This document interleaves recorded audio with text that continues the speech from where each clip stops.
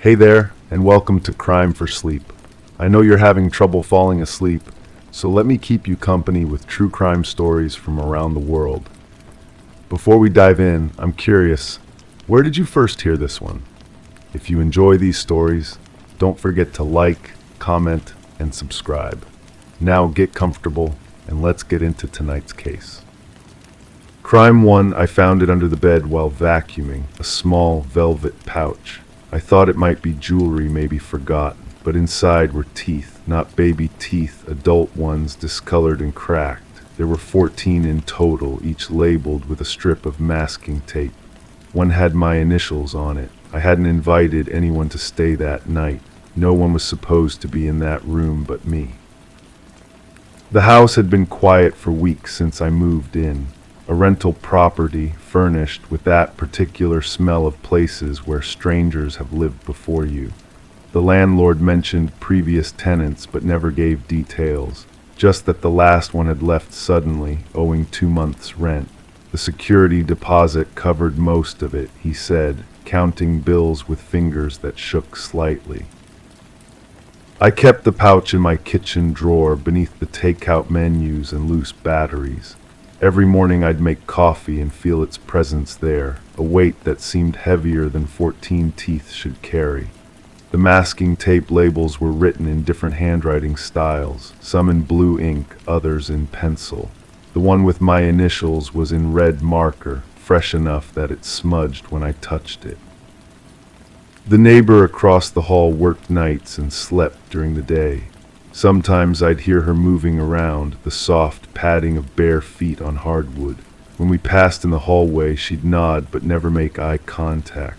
Her apartment smelled like antiseptic and something sweet, like cotton candy or vanilla candles. One afternoon, she knocked on my door holding a plate of cookies. "Welcome to the building," she said, still not meeting my eyes.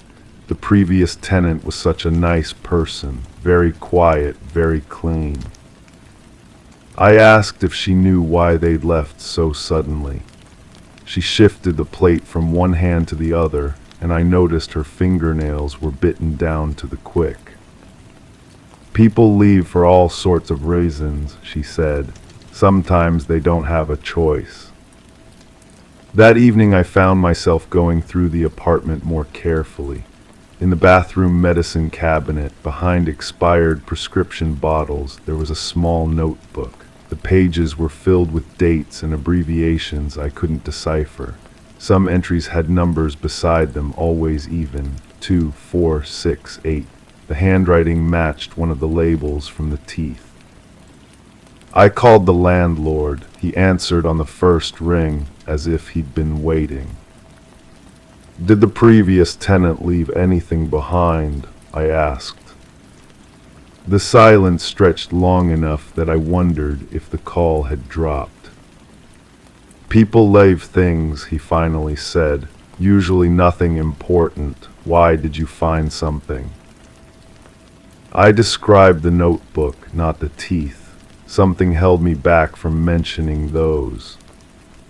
"Throw it away," he said quickly. "Whatever it is, just throw it away. The tenant is gone and won't be coming back." But I didn't throw it away. Instead, I started matching the dates in the notebook to local news reports online. Missing persons cases, unsolved disappearances, dental records requested by police departments.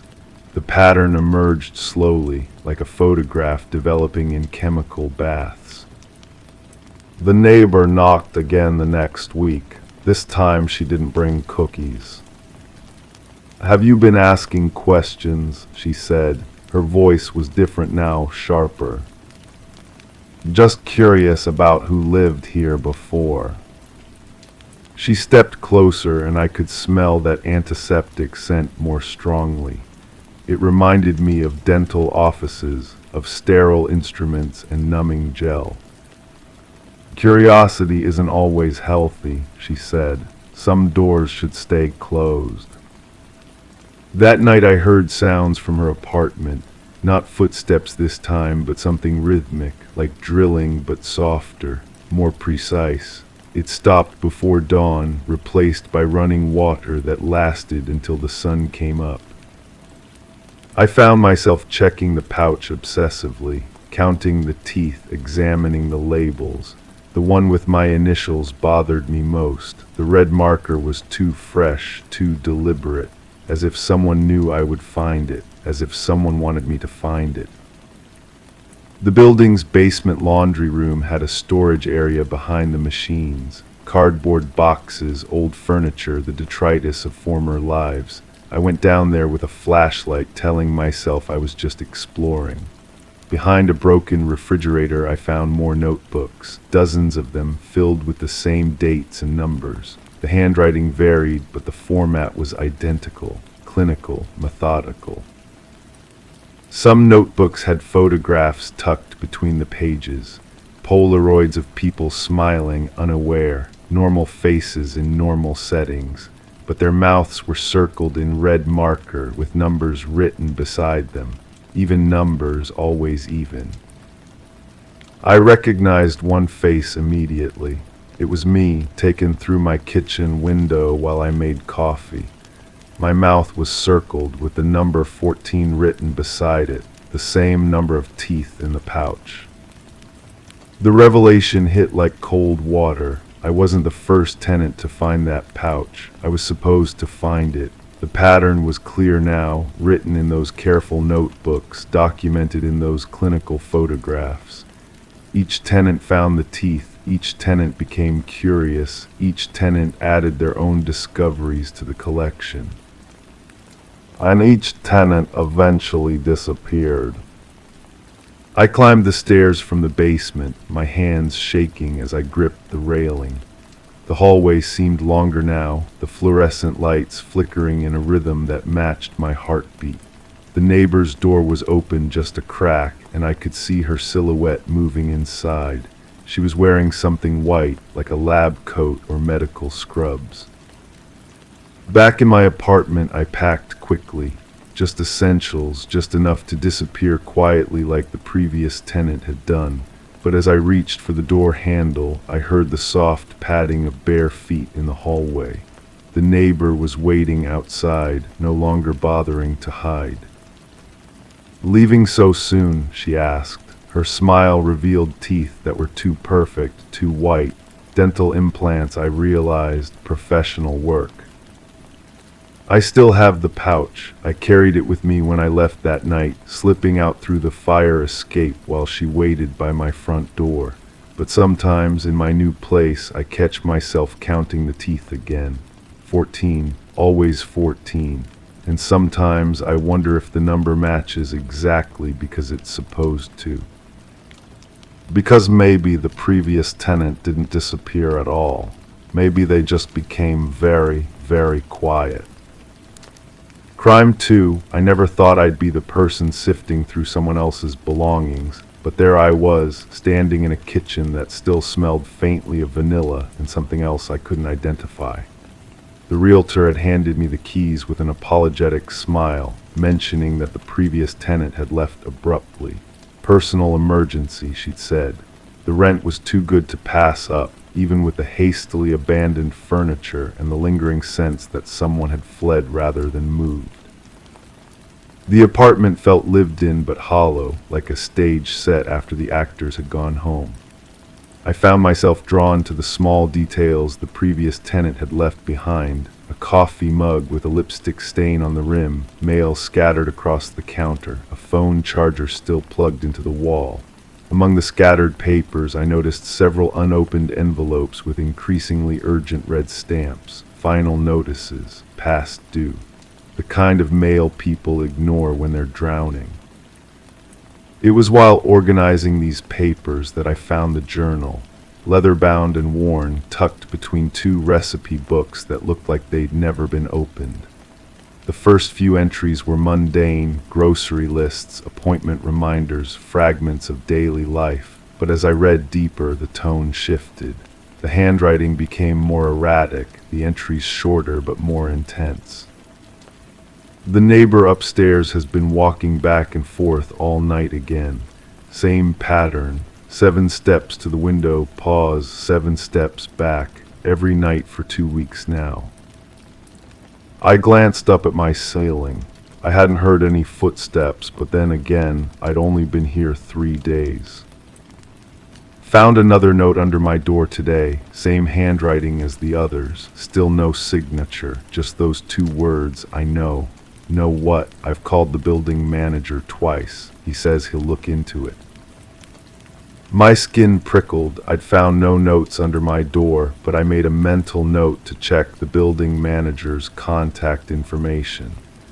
The entries continued, each one painting a picture of someone slowly unraveling. The calls started again, always the same time when I'm getting ready for bed. No one speaks, but I can hear breathing. Sometimes what sounds like typing in the background. I've changed my number twice. I set the journal down and walked to the window. The view overlooked a courtyard where other tenants occasionally passed through. Normal people living normal lives, but reading these entries, I began to see the space differently. The way shadows fell across the walkways, the perfect vantage point this window provided into several other apartments. That evening I called my sister. She's always been the practical one, the voice of reason when I tend to overthink things. You're reading someone's private journal, she pointed out after I described my discovery. Maybe you should just put it away. But I couldn't. Something about the progression of entries felt important, like pieces of a puzzle that might explain why someone would abandon a lease mid-month, leaving behind personal belongings and unpaid bills. The entries became more fragmented as they progressed. Saw him again today, same jacket, same newspaper, 3rd coffee shop this week, coincidence. My supervisor asked if everything was okay at home, said I seemed distracted lately. How can I explain that I don't feel safe in my own space without sounding paranoid? The photos are missing, the ones from my desk drawer. Nothing else touched, but those specific photos are gone. I know I put them there. I found myself checking my own desk drawer, though I'd only been in the apartment a few days. Empty, of course. But the gesture felt automatic, like the journal was teaching me to be suspicious of my own environment. The building manager turned out to be a soft-spoken man in his 60s who remembered the previous tenant well. Nice lady, he said, leaning against the doorframe of his ground-floor office. Quiet, paid rent on time until the last few months, then she got skittish. Started asking about the locks, wanted to know who else had keys to the building. Did she mention failing on safe? He shifted uncomfortably. She filed a few complaints, noise from upstairs, suspicious activity in the courtyard, but when I investigated, I never found anything concrete. Other tenants said they hadn't noticed anything unusual. What about the tenant above her, the one she mentioned? That unit's been empty for 6 months. Previous tenant moved out, and we've been renovating ever since. The journal's final entries were dated just 2 weeks before I'd moved in. I know how this sounds, but I think someone has been in my apartment. Things moved slightly. The kind of changes you only notice if you live somewhere long enough to know exactly how you left everything. A book turned the wrong way. A pen moved from one side of the notepad to the other. I'm documenting everything now, taking photos of how I leave things. I need proof that I'm not losing my mind. The breathing on the phone calls has changed. It's deliberate now, almost like a pattern. 3 short breaths, pause, 3 long ones like a code. I found myself holding my breath as I read, unconsciously listening for sounds in my own space. The building was old, full of settling noises and shared walls, but now every creak felt intentional, every distant sound potentially significant. The last entry was different from the others. The handwriting was steady, almost calm. I figured it out. It's not what I thought, it's worse.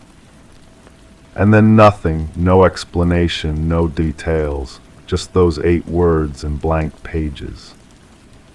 I spent the next few days trying to piece together what she might have discovered. I talked to other tenants, casually asking about the previous occupant and whether they'd noticed anything unusual. Most barely remembered her. A few mentioned that she'd seemed anxious toward the end, but attributed it to work stress or personal problems. It was the elderly woman in the unit across the courtyard who provided the first real clue. She invited me in for coffee and spoke in the conspiratorial tone of someone who'd been waiting for the right person to share her observations with. I used to see her in the evenings, she said, gesturing toward my window, always at the same spot looking out. At first I thought she was just enjoying the view, but then I realized she was watching something specific, or someone. What do you mean? There's a pattern to how people move through this building. Most tenants get home around the same time, leave around the same time, but there was someone who didn't fit the pattern. Someone who seemed to know exactly when she'd be at that window. She led me to her own window and pointed to a bench partially hidden by trees. He'd sit there sometimes, close enough to see her apartment, far enough away to look casual. Middle-aged man, always wore a dark jacket.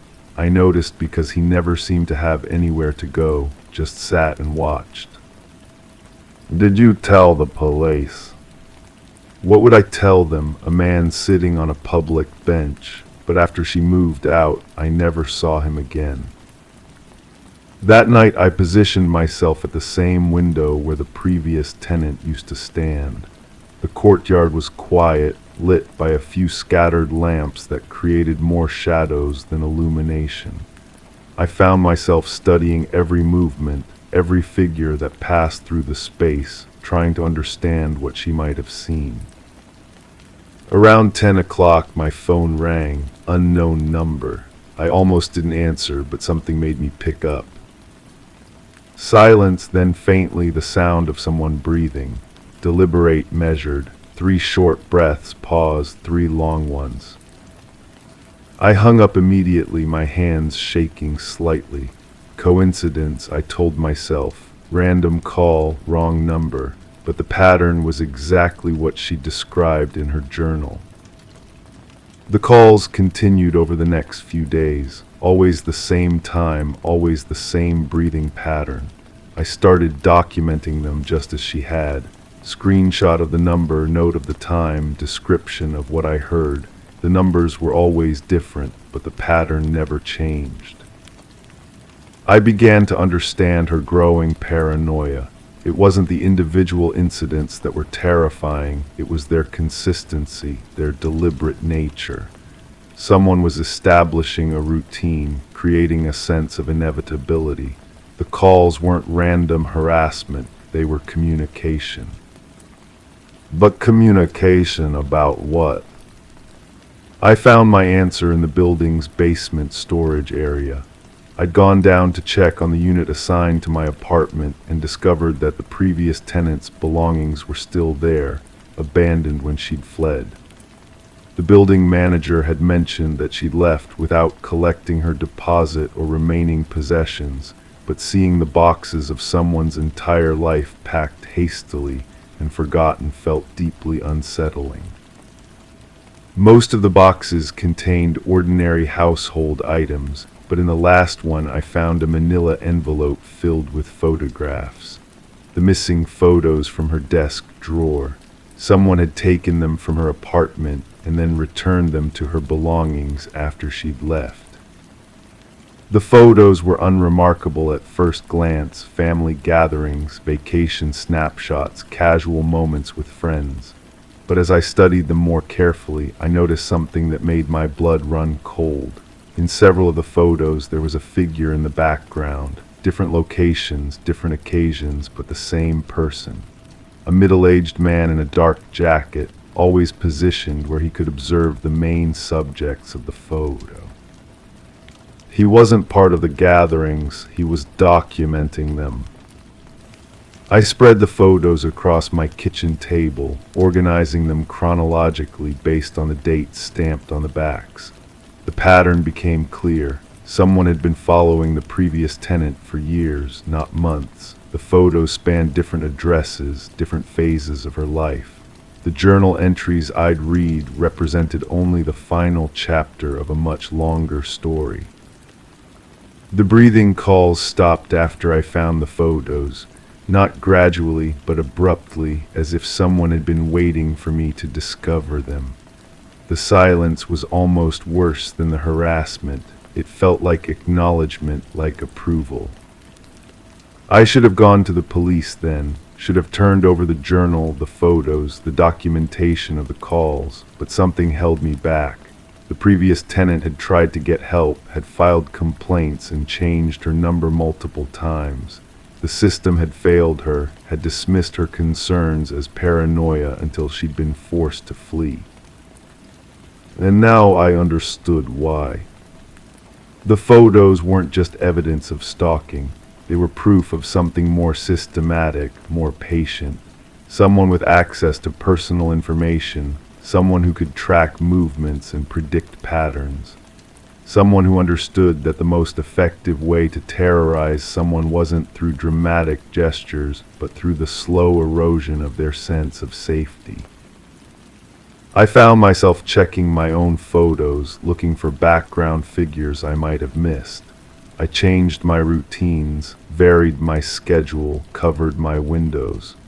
But I couldn't shake the feeling that I was playing a game whose rules I didn't understand, against an opponent who'd been perfecting their strategy for years. The final piece of the puzzle came from an unexpected source. A letter arrived in my mail, addressed to the previous tenant. It had been forwarded from another address, then another, following a trail of forwarding requests that painted a picture of someone who'd been running for longer than I'd realized. The letter was from a law firm notifying her that a settlement had been reached in her case, a case involving workplace harassment and illegal surveillance. The monetary amount was significant, but what caught my attention was the defendant's name. I recognized it from the building directory. He lived 3 floors up.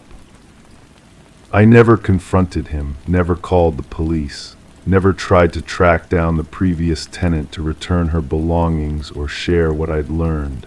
Instead, I moved out quietly just as she had, left no forwarding address, paid the penalty for breaking my lease early. Because I'd realized something that made all the other discoveries pale in comparison. The photos, the calls, the systematic harassment, they weren't random acts of obsession.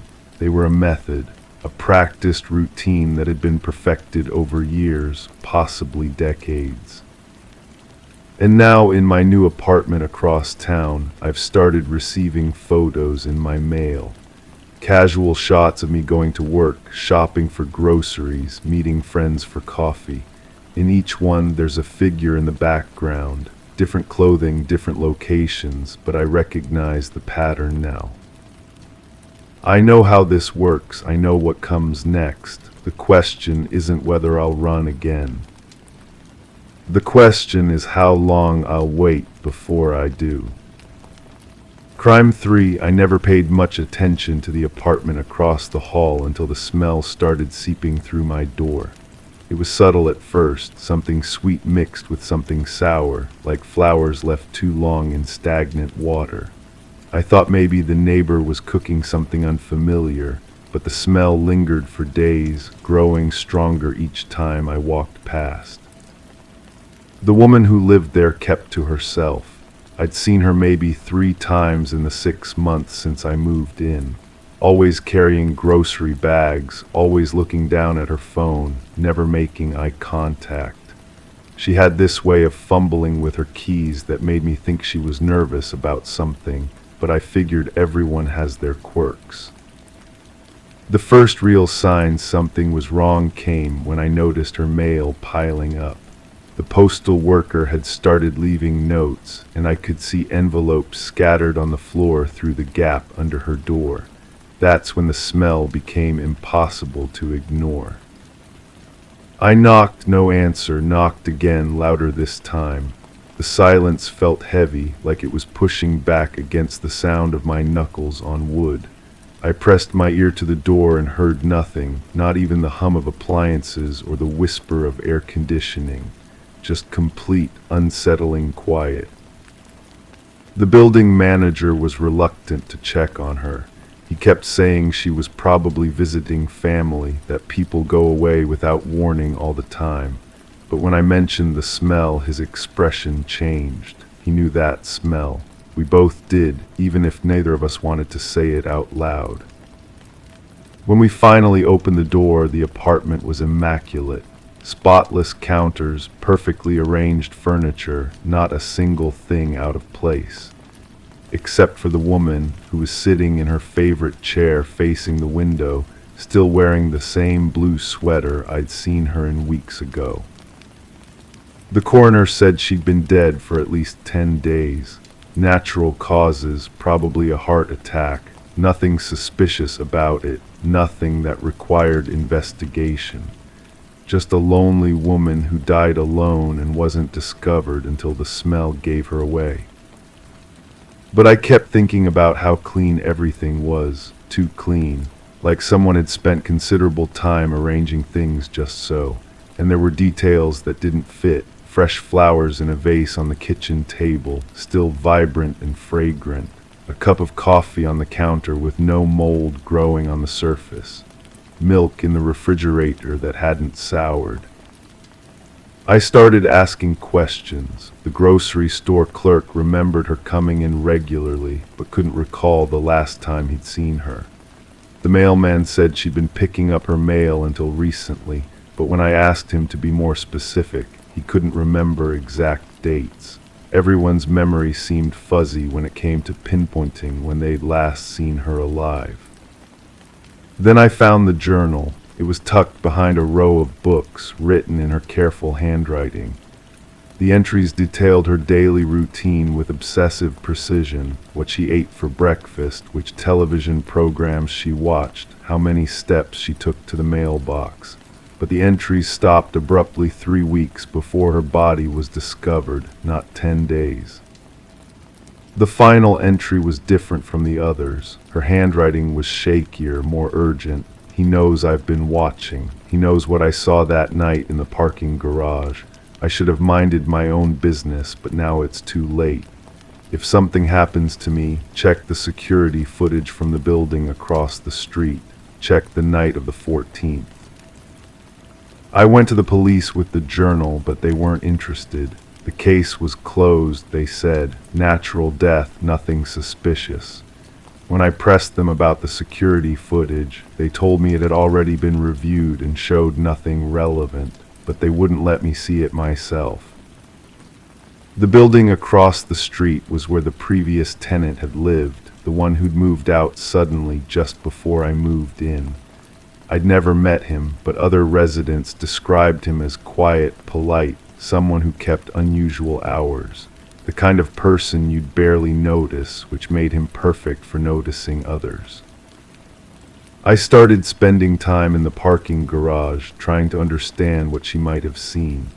There were blind spots where the security cameras couldn't reach, areas where someone could come and go without being recorded. I found scratches on the concrete wall that looked fresh, and what appeared to be clean stains on the ground. The more I dug, the more questions emerged. Why had the apartment been so pristine when someone who'd been dead for 10 days should have left behind signs of their final moments? Why were there fresh groceries in a kitchen belonging to someone who hadn't been seen alive in weeks? And why did everyone who claimed to remember her have such vague recollections of their last interactions? I tried to track down the previous tenant, but he'd left no forwarding address. His lease had been paid in cash. His references were disconnected phone numbers. It was as if he'd never existed at all, which made me wonder what else might not be as it seemed. The woman's family came to clean out her apartment. They were distant relatives who barely knew her, people who seemed more interested in what she might have left behind than in understanding how she died. They threw away most of her belongings, including the journal I'd told the police about. When I asked if they wanted to keep any personal items, they said there was nothing worth saving. But I'd already made copies of the journal pages, and I'd noticed something the family missed, a small key taped under one of her dresser drawers. It didn't fit any lock in her apartment, but it was clearly important enough for her to hide. The key opened a safety deposit box at a bank downtown. Inside were photographs, dozens of them, all taken from her apartment window with a telephoto lens. Pictures of people coming and going from the building across the street, some taken during daylight, others at night with night vision equipment. Most of the photos showed ordinary activities: residents returning from work, visitors arriving for dinner parties, delivery drivers dropping off packages. But several images stood out. They showed the same person, someone I couldn't quite identify because their face was always turned away or obscured, entering and leaving the building at odd hours, sometimes carrying what looked like cleaning supplies or large bags. The timestamps on the photos went back months, suggesting she'd been watching for a long time, but the final batch, taken in the weeks before her death, showed something different. The mysterious figure was looking up at her window, as if they'd realized they were being watched. I brought the photos to the police again, but this time they seemed more annoyed than dismissive. They told me I was interfering with a closed case, that my amateur investigation was becoming a nuisance. When I asked why they weren't curious about what the woman had discovered, they suggested I might want to consider moving to a different building. That's when I started noticing changes in my own routine. Mail that arrived later than usual, the feeling that someone had been in my apartment while I was at work, subtle differences in how I'd left certain objects. Nothing I could prove, nothing that would sound credible if I reported it. The building across the street has a new tenant now, someone who keeps unusual hours, someone who's always polite when we cross paths in the neighborhood, someone who reminds me of how others described the previous resident. I've been thinking about moving, but I keep coming back to that journal entry about the security footage. The woman believed she'd witnessed something significant enough that someone would kill to keep it secret. But what if she was wrong about who was watching whom?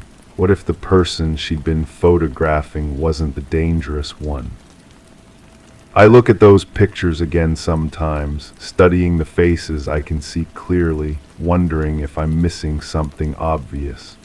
The woman was so certain she was in danger, so convinced that someone wanted to silence her.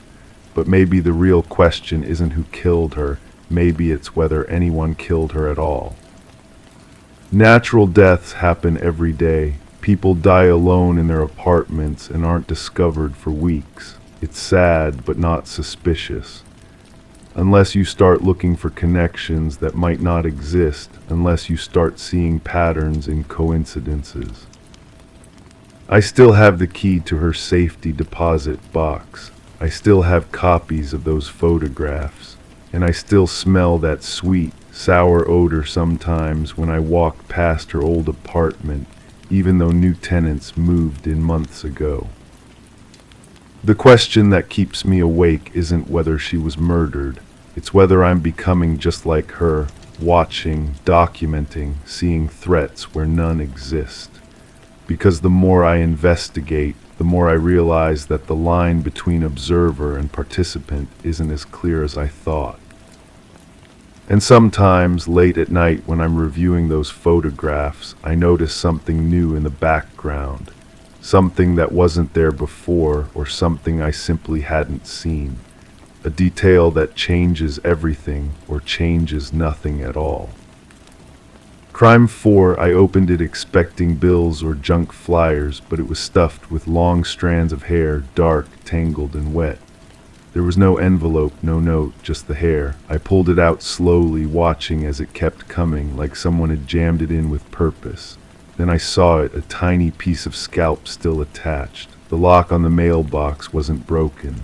That means someone had the key. The weight of those wet strands in my palm felt wrong. Hair shouldn't be that heavy.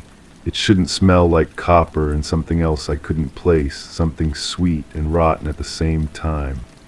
I stood there in my driveway, neighbors walking their dogs like nothing had changed, while I held what could only be evidence of something terrible. My first instinct was to call the police, but then I remembered the detective who handled my sister's case. How he looked at me when I insisted someone was watching our house. How he filed the report and never called back. The hair felt real in a way their investigation never did. I went inside and spread the strands across my kitchen table. Under the harsh fluorescent light, I could see they weren't all from the same person. Different textures, different shades of brown and black, some were coarse, others fine. Some had been cut clean, others looked torn. I counted 7 distinct types, 7 people. The mailbox key had always bothered me. When I moved into this house, the previous owner handed it over with all the others, but something in her expression made me pause. She looked relieved to be rid of it, too eager to leave. I should have asked more questions. I started checking my mailbox at different hours. Not because I expected more hair, but because I wanted to understand the pattern, who had access, who knew my schedule. The mail carrier came around noon, always efficient, never lingering. But there were other people, the woman who jogged past and always glanced toward my house, the maintenance worker who serviced the streetlights, the elderly man who walked slowly and seemed to study every mailbox on the street.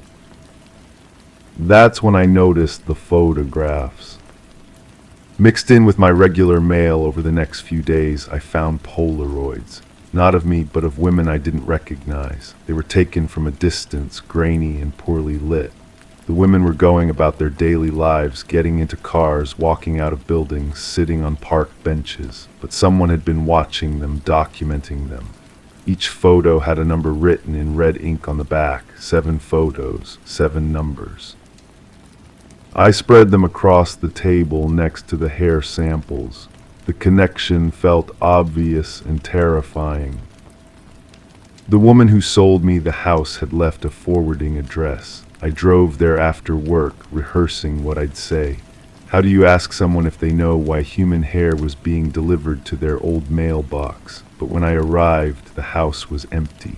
A realtor's sign in the front yard said it had been vacant for months.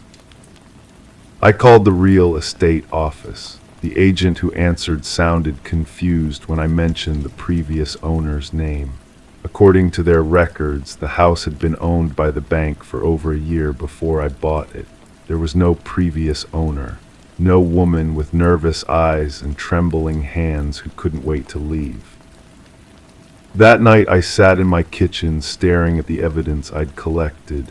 7 samples of hair, 7 photographs, 7 women I'd never met but who someone had been watching. The numbers on the back of the photos weren't random, they were dates, recent dates, and they were counting down. I realized I had to find these women, not because I was brave or heroic, but because the alternative was unthinkable. Someone was collecting trophies and using my mailbox as their storage unit. Someone who had convinced me they were the previous homeowner. Someone who still had a key. The first woman was easy to locate. She worked at a coffee shop downtown, and I recognized her from the photograph immediately. When I approached her during her break, she looked at me like I was crazy. Hair in a mailbox. She touched her own hair unconsciously, then told me she'd been finding dead roses on her car windshield for weeks. No note, no pattern she could identify, just roses, wilted and black. The second woman was harder to find, but the photograph showed her getting into a car with distinctive license plates. I waited in the parking lot where the photo was taken until I saw her. She was limping slightly, favoring her left leg. When I showed her the photograph, her face went pale. Someone had been calling her house and hanging up. Someone had been leaving messages on her door. Someone knew things about her daily routine that they shouldn't know. Each woman I found told me a similar story. They were being watched, followed, contacted by someone who stayed just out of sight. None of them had reported it because individually each incident seemed harmless. Roses, phone calls, a photograph slipped under a door, but together they formed a pattern of escalating obsession. The seventh woman was different. When I found her address and knocked on her door, a neighbor told me she'd moved away suddenly. No forwarding address, no explanation, just packed up and left one morning. The neighbor mentioned she'd seemed scared in her final weeks, jumping at every sound, checking over her shoulder constantly. I went back to my house and sat at the kitchen table, staring at the empty chair where the seventh woman should have been. The hair samples seemed to pulse under the light. 7 women, 6 still alive, 1 missing. That's when I found the video. It was in my mailbox the next morning, a small digital camera with a note attached. "Watch this," written in the same red ink as the numbers on the photographs. The video was grainy, shot from inside a car parked across from my house. It showed me walking to my mailbox, opening it, pulling out the hair. But it also showed something else, a figure in the background, standing at my kitchen window, watching me through the glass. The figure was wearing my clothes, had my silhouette, but the face was turned away from the camera and something about the posture was wrong, too still, too patient. I rewound the video and watched it again. There I was, pulling hair from my mailbox while someone who looked exactly like me watched from inside my house. But I lived alone. I'd lived alone for months. The camera was still recording when I found it. A small red light blinked steadily, documenting my discovery. Someone was still watching. Someone who had been inside my house, wearing my clothes, studying my routines well enough to replicate them perfectly. I never found out who the 7th woman was or what happened to her. The police took my statement, filed their report, and told me to call if anything else unusual happened. They kept the hair samples and the photographs, but they returned the video camera, said there wasn't enough evidence to pursue an investigation. But I kept the camera. Sometimes I watch the footage again, trying to understand what I'm seeing. The figure in my kitchen moves occasionally, adjusting its position to get a better view. It's patient in a way that humans aren't usually patient. It knows something I don't know. I still live in the same house. I changed the locks, but I never changed the mailbox. Every morning I open it expecting bills or advertisements. Every morning I find exactly what I expect to find. But sometimes when I'm walking back to the house, I catch a glimpse of movement in my kitchen window, a silhouette that looks familiar but moves wrong. The other 6 women have all moved away now, different cities, different states, but they send me messages sometimes, checking in. They all report the same thing, the feeling of being watched never really goes away. They've learned to live with it, but it's always there, that sense that someone is documenting their lives from just outside their vision. I think about the 7th woman often, whether she got away or whether she became something else entirely. Whether the person who looked like me in that video was really a person at all, or something that had learned to copy human behavior without understanding what it meant. The mailbox key sits on my kitchen table next to where I used to spread out the evidence. I've never used it since that first morning. I don't need to. The mail carrier has their own key and they deliver exactly what you'd expect them to deliver. But sometimes I wonder who else has a key, who else knows my address, who else has been inside my house, learning to move like me, learning to exist in spaces I thought were private. The video camera still blinks its small red light, still recording, still watching. And somewhere I think the seventh woman is watching too, having learned something about patience that the rest of us haven't figured out yet.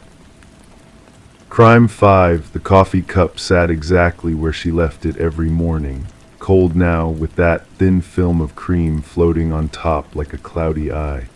I'd been staring at it for what felt like forever, watching the kitchen sunlight shift across the ceramic rim. She always used this cup, the one with the small chip near the handle that she'd trace with her thumb while thinking. But she hadn't been back to drink from it in 17 days. I work as a records clerk at the courthouse, filing endless paperwork that most people never see. Divorce proceedings, property disputes, small claims that drag on for months. It's methodical work, the kind that lets your mind wander while your hands stay busy. That's probably why I noticed the inconsistency in her case file so quickly. The dates didn't align. The witness statements had subtle contradictions that everyone else seemed to miss. Her name was on every document, but the details painted different pictures of the same woman. The detective assigned to her case seemed tired when I first approached him. He had that weathered look of someone who'd seen too many missing person reports that never led anywhere. His desk was cluttered with folders, coffee-stained and dog-eared, each one representing someone's absence from the world. "She left voluntarily," he said, not looking up from his computer screen. "Happens more often than you'd think. People just walk away from their lives." But he hadn't seen her trace that chip on the coffee cup every morning. He hadn't noticed how she always locked the door twice before leaving, or how she kept her keys in her left pocket, never her purse. These weren't the habits of someone planning to disappear. I started visiting the places she frequented. The small grocery store where she bought her weekly supplies, always paying in cash. The elderly clerk remembered her, quiet, polite, always bought the same brand of tea. But something in his expression shifted when I mentioned her name, a flicker of recognition that seemed deeper than casual customer service. "She asks strange questions sometimes," he said, adjusting his glasses nervously. "About the security cameras, whether they recorded audio. Said she was doing research for a project. The security footage from that week had been automatically deleted," he explained. "Standard policy." But his hands shook slightly as he spoke, and I noticed him glance toward the back office where the recording equipment was kept. Her apartment felt different when I returned. I had a spare key. She'd given it to me months ago when she went out of town for a weekend. The space looked lived in, but somehow hollow, like a stage set between performances. Her books were arranged perfectly on the shelves, spines aligned with mathematical precision, too perfect for someone who actually read them regularly. In her bedroom, I found the journal she'd mentioned once but never let me read. The entries were detailed, methodical, documenting conversations with neighbors, noting patterns in their daily routines. She'd been watching people, recording their habits with the dedication of a researcher or someone planning something that required precise timing. One entry stood out. She'd written about hearing voices through the walls late at night, conversations that seemed to stop whenever she tried to listen more closely. But the apartment next door had been vacant for months, according to the landlord. I'd seen the "for rent" sign myself, weathered and faded from hanging in the window. The voices on her answering machine told a different story than the one in the police report. I played them back repeatedly, listening to the subtle stress in her words, the pauses that seemed calculated rather than natural. In the last message, she mentioned meeting someone to discuss the situation, but she didn't say who or where. Her bank statements showed regular withdrawals of small amounts over several weeks, not enough to raise suspicion, but consistent enough to accumulate a substantial sum. The final withdrawal was made 2 days before anyone noticed she was missing, from an ATM across town in a neighborhood she'd never mentioned visiting. I found myself returning to that coffee cup every morning, as if it might hold answers that the police reports and witness statements couldn't provide. The cream had long since dissolved, leaving only cold, bitter liquid that reflected the kitchen ceiling like a dark mirror. The photograph in her living room showed her with a group of people I'd never met. Their faces were familiar in the way that made me feel like I should remember them, but every time I tried to place them, the memory slipped away. She stood slightly apart from the others, her smile not quite reaching her eyes, her posture suggesting she was ready to step out of the frame at any moment. Her coworkers described her as reliable, punctual, but admitted they knew very little about her personal life. She ate lunch alone, left promptly at closing time, and never joined them for after-work gatherings. Professional but distant, like she was performing the role of a colleague rather than actually being one. The pharmacy where she filled her prescriptions had no record of her collecting her medication in the weeks before she disappeared. Anxiety medication, the pharmacist explained, something she'd been taking for months, but the pills were still in her bathroom cabinet, the bottle nearly full, as if she'd stopped taking them suddenly. I started having dreams about finding her in places she'd never been. Standing in empty rooms, sitting in cars I'd never seen before, always just out of reach when I tried to approach. In these dreams, she looked at me with an expression I couldn't read, her lips moving as if she was trying to tell me something important, but no sound emerged. The more I learned about her disappearance, the less I felt I knew about her life. Every answer raised new questions. Every explanation created deeper mysteries. The woman who traced the chip on her coffee cup every morning seemed to be someone entirely different from the person described in the witness statements and police reports. Sometimes I wonder if I ever really knew her at all, or if I was just another observer in her carefully constructed performance. The coffee cup sits in the same spot, a monument to routine and normalcy that might have been nothing more than an elaborate disguise. The silence in her apartment has a weight that presses against my chest when I visit. It's not the absence of sound, but the presence of something unspoken, something that hangs in the air like a held breath that will never be released. I keep her key in my left pocket now, the way she used to keep hers. Sometimes I catch myself tracing its edges with my thumb, searching for answers in the familiar gesture. But the key only opens doors to empty rooms, and the questions multiply with each discovery. The truth feels like something I'm circling around but can never quite reach, always just beyond the edge of understanding. Maybe that's how she planned it. Maybe disappearing was the only honest thing she ever did. Crime 6, I found the house key still warm in my palm when I arrived that morning.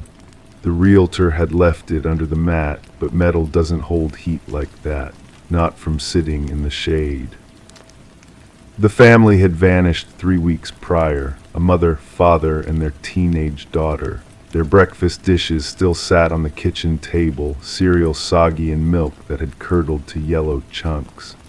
The newspaper lay folded to the crossword puzzle, half completed in blue ink. Someone had written help in the corner margin, so faint I almost missed it.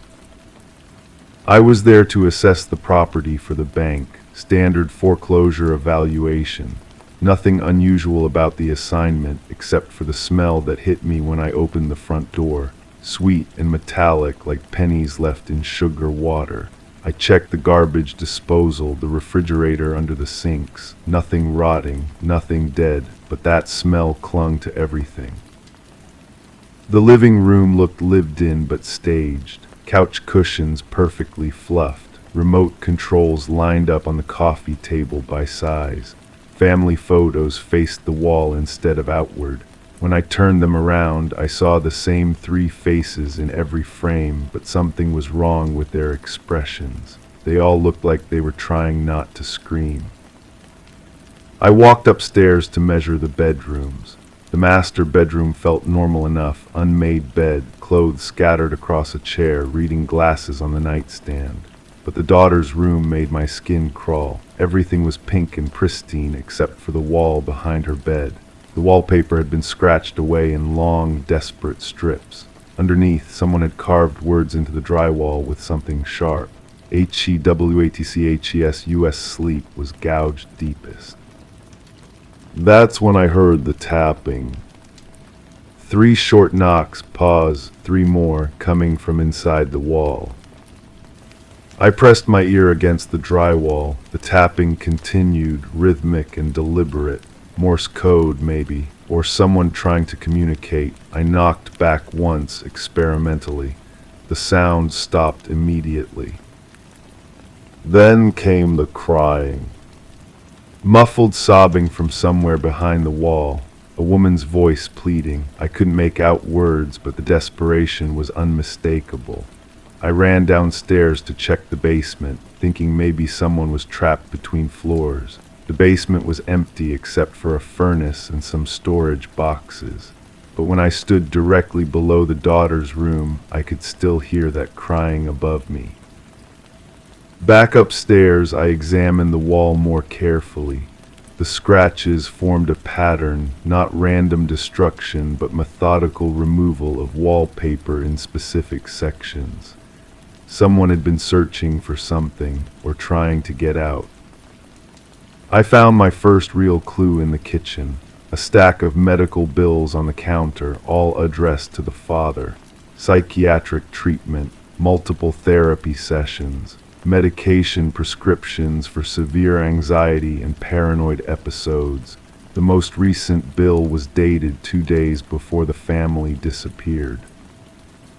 The crying had stopped, but now I heard footsteps in the walls. Slow, deliberate pacing that followed me from room to room. When I moved to the kitchen, the footsteps moved to the space behind the kitchen wall.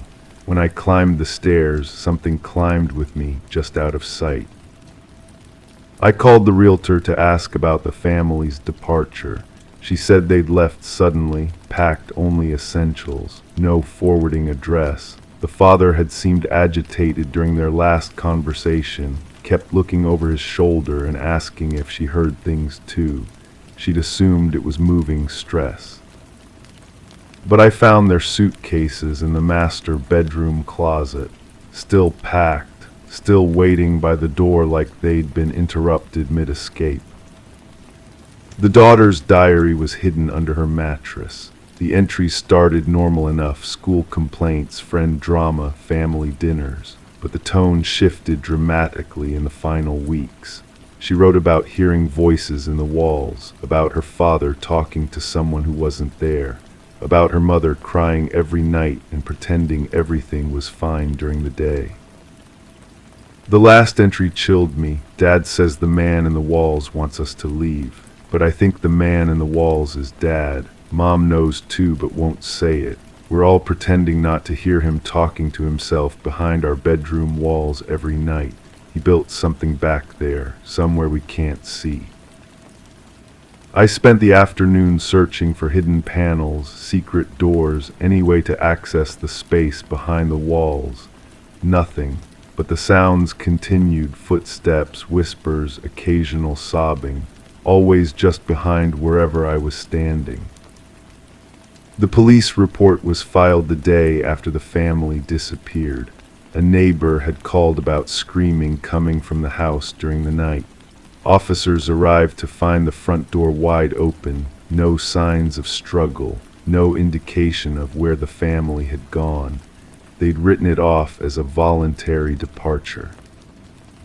But I found something the police had missed. In the backyard, barely visible unless you knew where to look, was a section of disturbed earth near the foundation.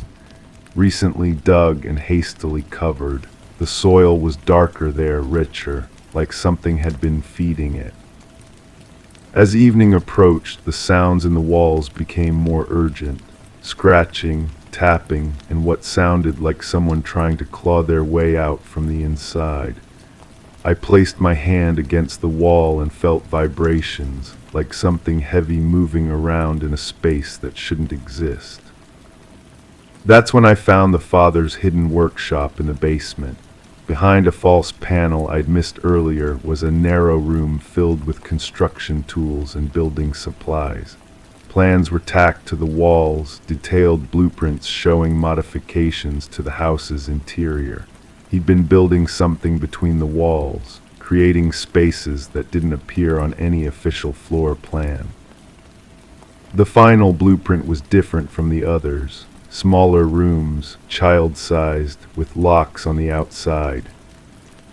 I left that house as the sun went down, but I couldn't stop thinking about those voices, about that disturbed earth in the backyard, about a family that vanished but might never have left at all. The case was officially closed when no one came forward with information. The house was demolished 6 months later due to structural issues. The new owners built a garden where it used to stand. Sometimes I drive by that lot. The flowers grow unusually well there, thick and vibrant in soil that seems almost too rich. And on quiet evenings when the wind is still, I swear I can hear something calling from underground. 3 voices, maybe, calling for help that never came. Crime 7, I noticed the bubble forming near the corner of the room on a Tuesday that felt like any other. The wallpaper had always been slightly imperfect in that spot, but this was different. It pulsed gently, as if something alive was breathing beneath the faded floral pattern. When I pressed my palm against it, I felt movement, something slippery and soft that shouldn't have been there. At first, I convinced myself it was water damage. The old pipes in this house had given me trouble before, and the stain on the ceiling above suggested a slow leak. But when I peeled back the corner of the wallpaper, the adhesive came away too easily, as if someone had loosened it recently. Underneath, I found a small hole, perfectly circular, just large enough to fit a hand through. My fingers trembled as I reached inside. The space felt deeper than it should have been, extending into the wall cavity. My knuckles scraped against rough wood and insulation before touching something wrapped in cloth. I pulled it out carefully, my heart hammering against my ribs. The bundle was heavier than expected. Inside the stained fabric, I found a set of keys, 4 of them none matching anything I owned. One was a house key, brass and worn smooth from use. Another looked like it belonged to a car, modern and black with electronic buttons. The third was smaller, possibly for a padlock or storage unit. But it was the 4th key that made my breath catch. Dried blood clung to its grooves, dark brown and flaky. I set them on the kitchen table and stared at them for what felt like hours. The previous owners had left behind furniture, books, even family photos, but they'd never mentioned hiding anything in the walls. I'd lived here for 2 years, and this corner had never shown any signs of disturbance. The realtor's words echoed in my memory. She'd been eager to close the deal, almost pushy about the price reduction. When I'd asked why they were selling so quickly, she'd given me a vague answer about the family relocating for work.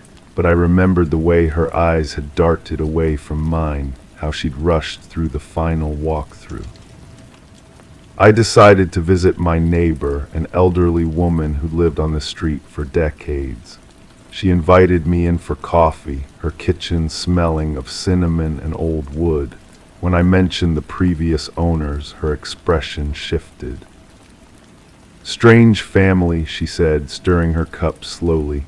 kept to themselves mostly, but there were arguments, loud ones. Police came by a few times, though nothing ever seemed to come of it.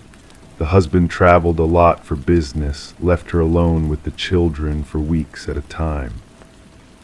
She paused, her weathered hands wrapped around the warm mug. Last few months they lived there, I hardly saw her at all. Used to wave from the garden, chat over the fence about the weather, then she just stopped coming outside. When I asked him about it once, he said she was sick, staying inside to rest. But I never saw a doctor visit, never saw anyone come to help.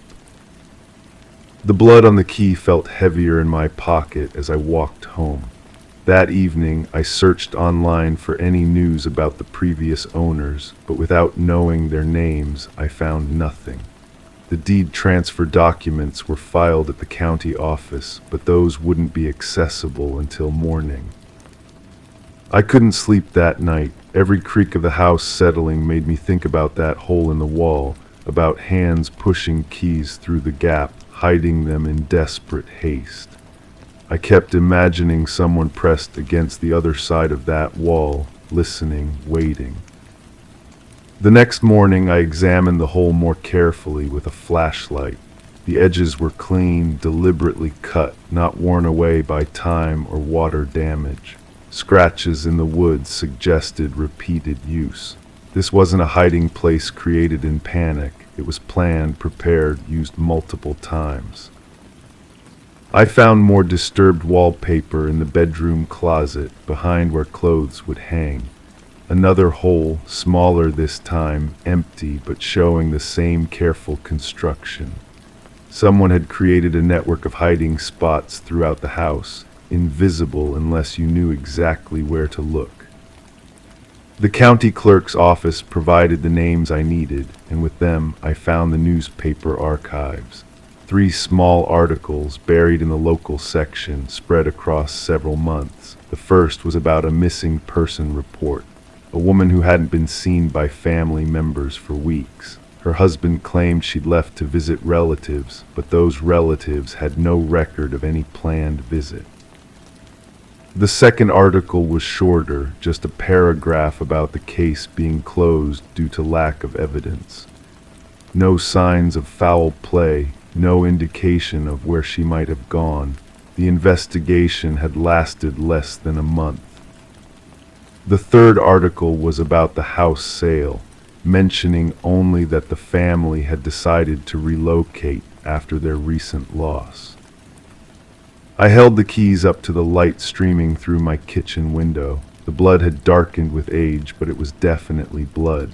Human blood, I was certain. The house key could have opened the front door I walked through every day.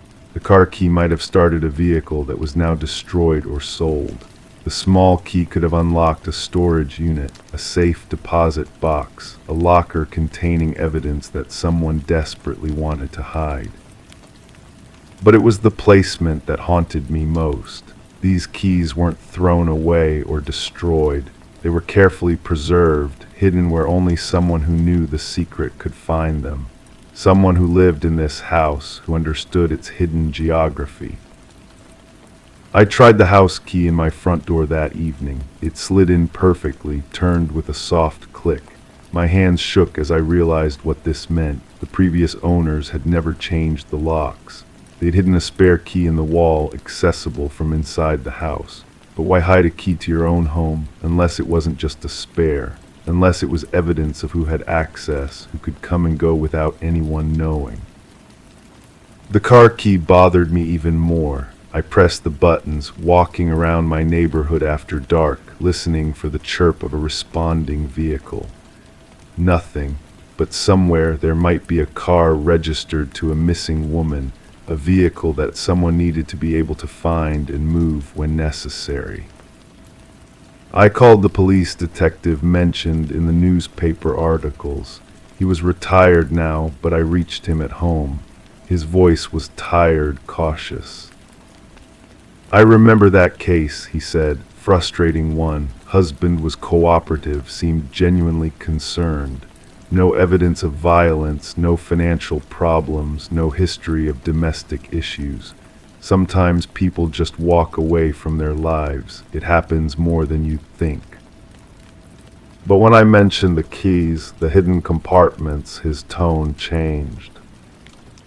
You found what where in the walls, how many hiding spots. He was quiet for a long moment. I think you should bring those keys down to the station, and don't touch anything else in those holes. I never made it to the police station.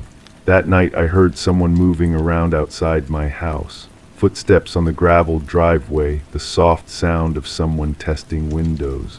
I lay in bed, frozen, listening to the methodical search of someone who knew this house intimately. By morning, the sounds had stopped, but when I checked the corner where I'd found the keys, the hole had been sealed. Fresh wallpaper covered the spot, applied so recently that the adhesive was still damp. Someone had been inside while I slept, repairing their hiding place, erasing the evidence I'd uncovered. The keys were gone from my kitchen table. In their place was a handwritten note. Some secrets are better left buried. You never saw anything. You never found anything. Forget what you think you know. I moved out of that house within a week, but I still think about those keys, about the woman who disappeared and the husband who claimed ignorance while maintaining hidden passages throughout their home. I think about how easy it would be to make someone vanish, to create a story that satisfies authorities while keeping the truth locked away in the walls. Sometimes I drive by the old house, now occupied by a young family with children. I wonder if they've found any holes, any hidden compartments that might have been missed. I wonder if they sleep peacefully, unaware of what their home might be hiding.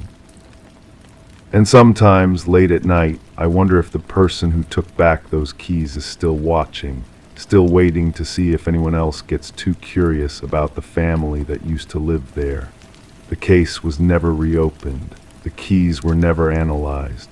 The truth remains sealed behind fresh wallpaper in a house where secrets have learned to hide themselves very, very well. Crime 8, I inherited the house from an uncle I barely knew. The real estate agent handed me the keys with an apologetic smile, mentioning something about the previous tenant leaving suddenly. The smell hit me first when I walked in, not decay, but something stale and forgotten, like old paper left in humid air. The basement drew my attention immediately, not because of what was there, but because of what wasn't. A perfect rectangle of clean concrete stood out against the dusty floor, as if something heavy had been moved recently. The walls showed faint scrape marks, and when I ran my fingers along them, concrete dust came away on my skin. I started going through the boxes left behind. Most contained ordinary household items, but one held documents, receipts, bank statements, handwritten notes. The handwriting changed halfway through the stack. The earlier notes were neat, careful. The later ones grew erratic, letters pressed so hard they tore through the paper. One phrase appeared repeatedly. They know about the sound. The neighbor, an elderly woman with careful eyes, mentioned she hadn't seen the previous tenant for weeks before the moving truck came. But she remembered the sounds from the basement grinding, like concrete being broken. She thought it was renovation work. The sounds always came late when most people were sleeping. I found the audio recordings tucked behind a loose brick, 3 cassette tapes labeled only with dates spanning 6 months. The first recording captured what sounded like normal conversation, 2 voices discussing mundane topics. But something felt rehearsed about their exchange, like actors reading lines they'd practiced too many times. The second tape contained longer silences. When voices appeared, they were strained, whispering. One voice kept asking, "Are you sure nobody can hear us?" The other voice, weaker now, just repeated "please" over and over. The quality suggested they were recording from inside a small, enclosed space. The third tape made my hands shake. Only one voice remained, talking to itself in fragmented sentences. The concrete sets faster than I thought and should have measured twice, and finally, barely audible, the smell will fade eventually. I brought the tapes to a friend who worked in audio restoration.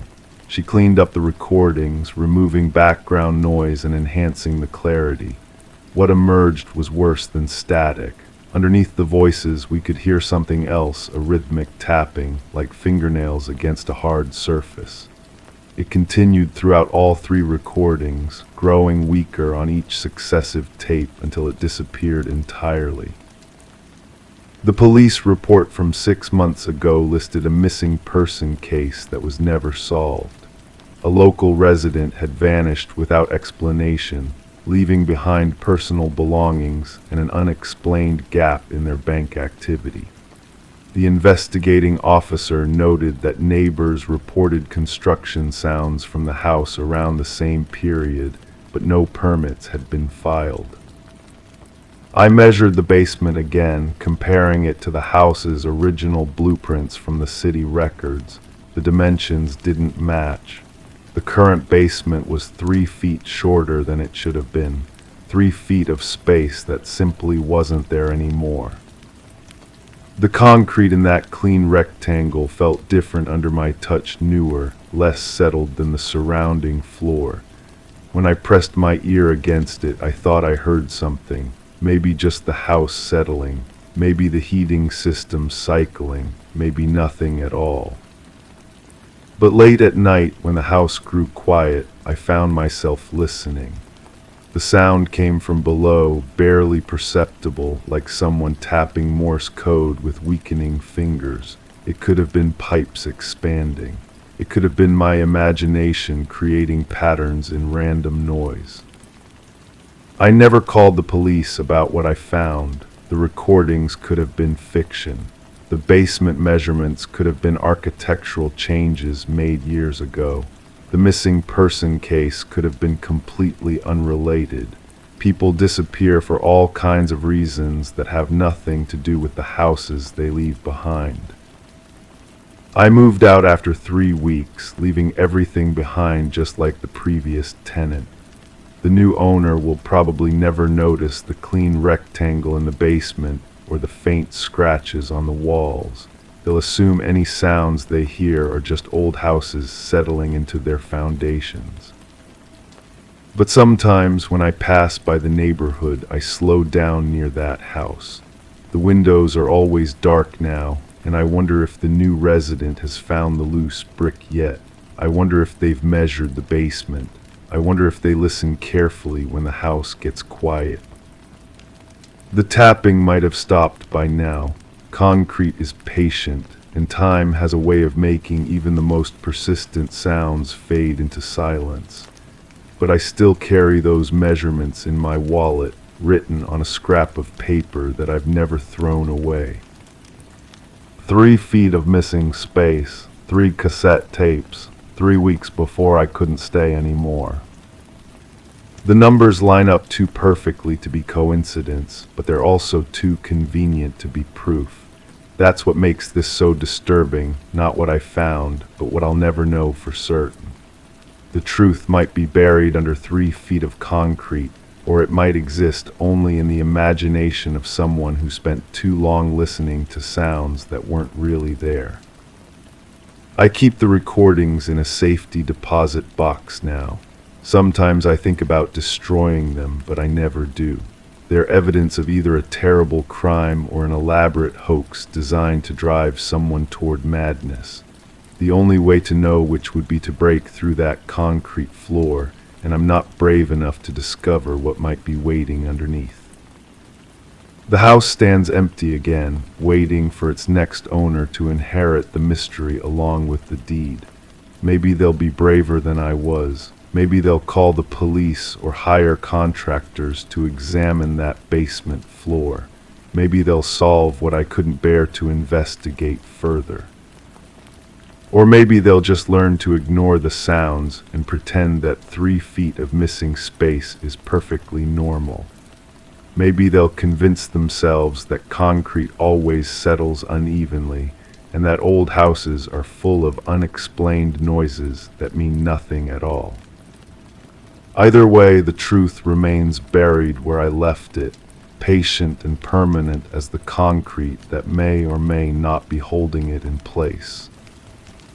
Crime 9, the photograph was face down on the kitchen counter when I arrived.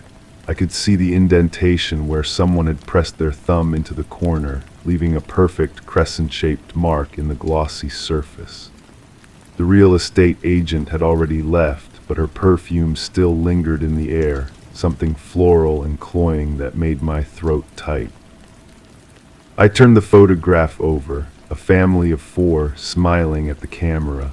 The father's hand rested on a young woman's shoulder, but his grip looked too firm, his knuckles too white. The mother stood slightly apart, her smile not quite reaching her eyes. The teenage son in the front had that hollow look kids get when they've seen too much. The house had been empty for 18 months, the agent had explained. The previous owners had left suddenly, abandoning most of their belongings. The bank had finally decided to sell. She'd avoided eye contact when she said it, her fingers fidgeting with the lockbox key. I found the first tape recorder in the bedroom closet, wedged behind a box of winter clothes that smelled of mothballs and something else, something metallic and sharp. The recorder was old, the kind with actual cassette tapes. When I pressed play, the voice that emerged was soft, almost whispered. Day 17, she's asking questions again about the basement, about why we sealed it off. I told her it was water damage, but she knows. She always knows when I'm lying. The voice belonged to the father from the photograph. I could hear something in the background, a rhythmic tapping like fingernails on wood. The recording cut off abruptly. I found more tapes hidden throughout the house, under loose floorboards, taped to the underside of drawers, even one sealed in a plastic bag behind the toilet tank. Each one revealed fragments of a story that didn't quite fit together. Day 23, the smell is getting stronger. We tried bleach, but it just made it worse.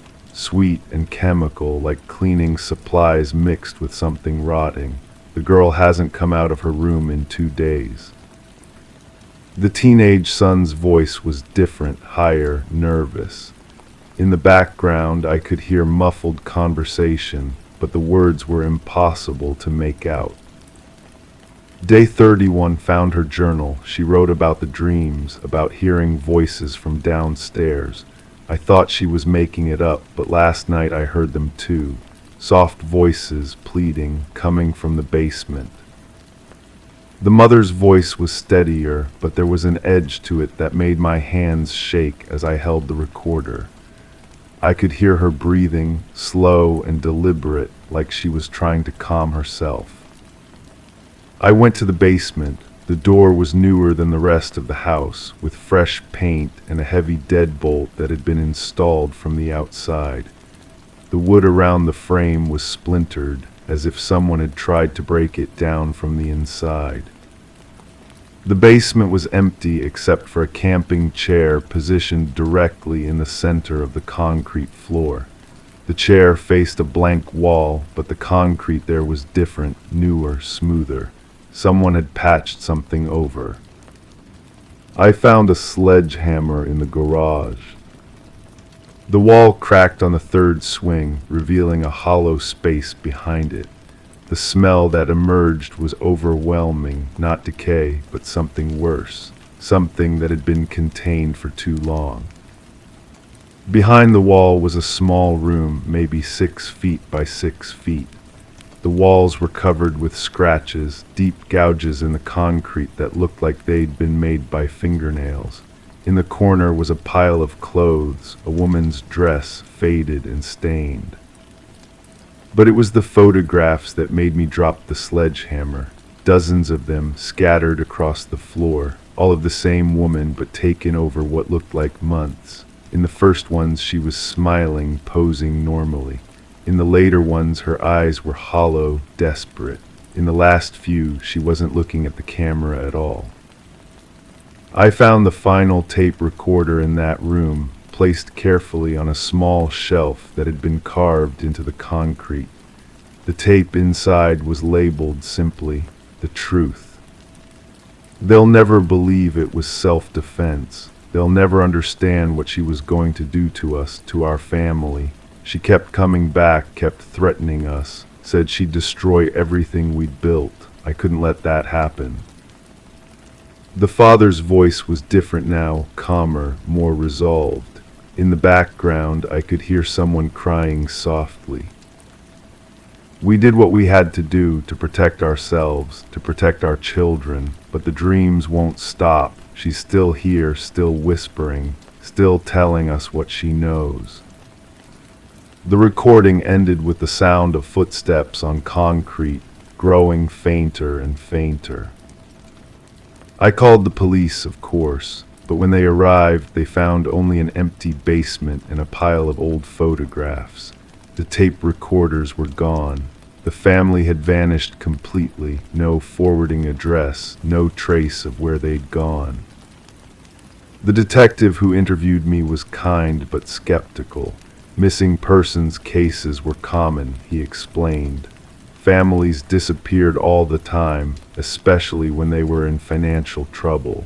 The bank records showed the family had been behind on their mortgage payments for months. But I kept the key to the house, and sometimes late at night I drive past it.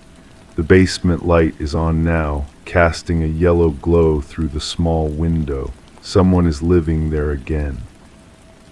I've seen the father's silhouette in that window, standing perfectly still, facing the wall where the hidden room used to be. He stands there for hours, not moving, not speaking. And sometimes, when the wind is just right, I can hear what sounds like whispering coming from the basement. Soft voices pleading, just like the mother had described. The new tenants seem happy enough. They wave when I drive by, smile when I see them at the local market. But I notice things now. The way the father's hand rests too firmly on his wife's shoulder. The way the children's eyes seem hollow, like they've seen too much. And I notice the smell that follows them, something floral and cloying, mixed with bleach and something else. Something that makes my throat tight and my hands shake. I still have the photograph from the kitchen counter. Sometimes I take it out and study the faces, looking for clues I might have missed. But the more I look, the less certain I become about what I really saw in that basement. Maybe it was just shadows. Maybe the photographs were old, left behind by previous owners. Maybe the family really did just leave because of money troubles.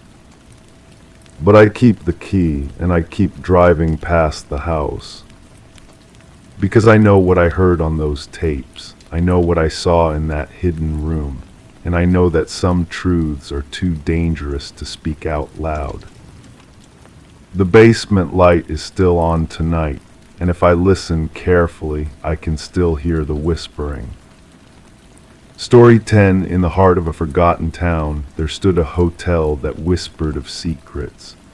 Its faded exterior hinted at a past long gone, a place where travelers sought refuge for a night, only to leave with stories left unspoken.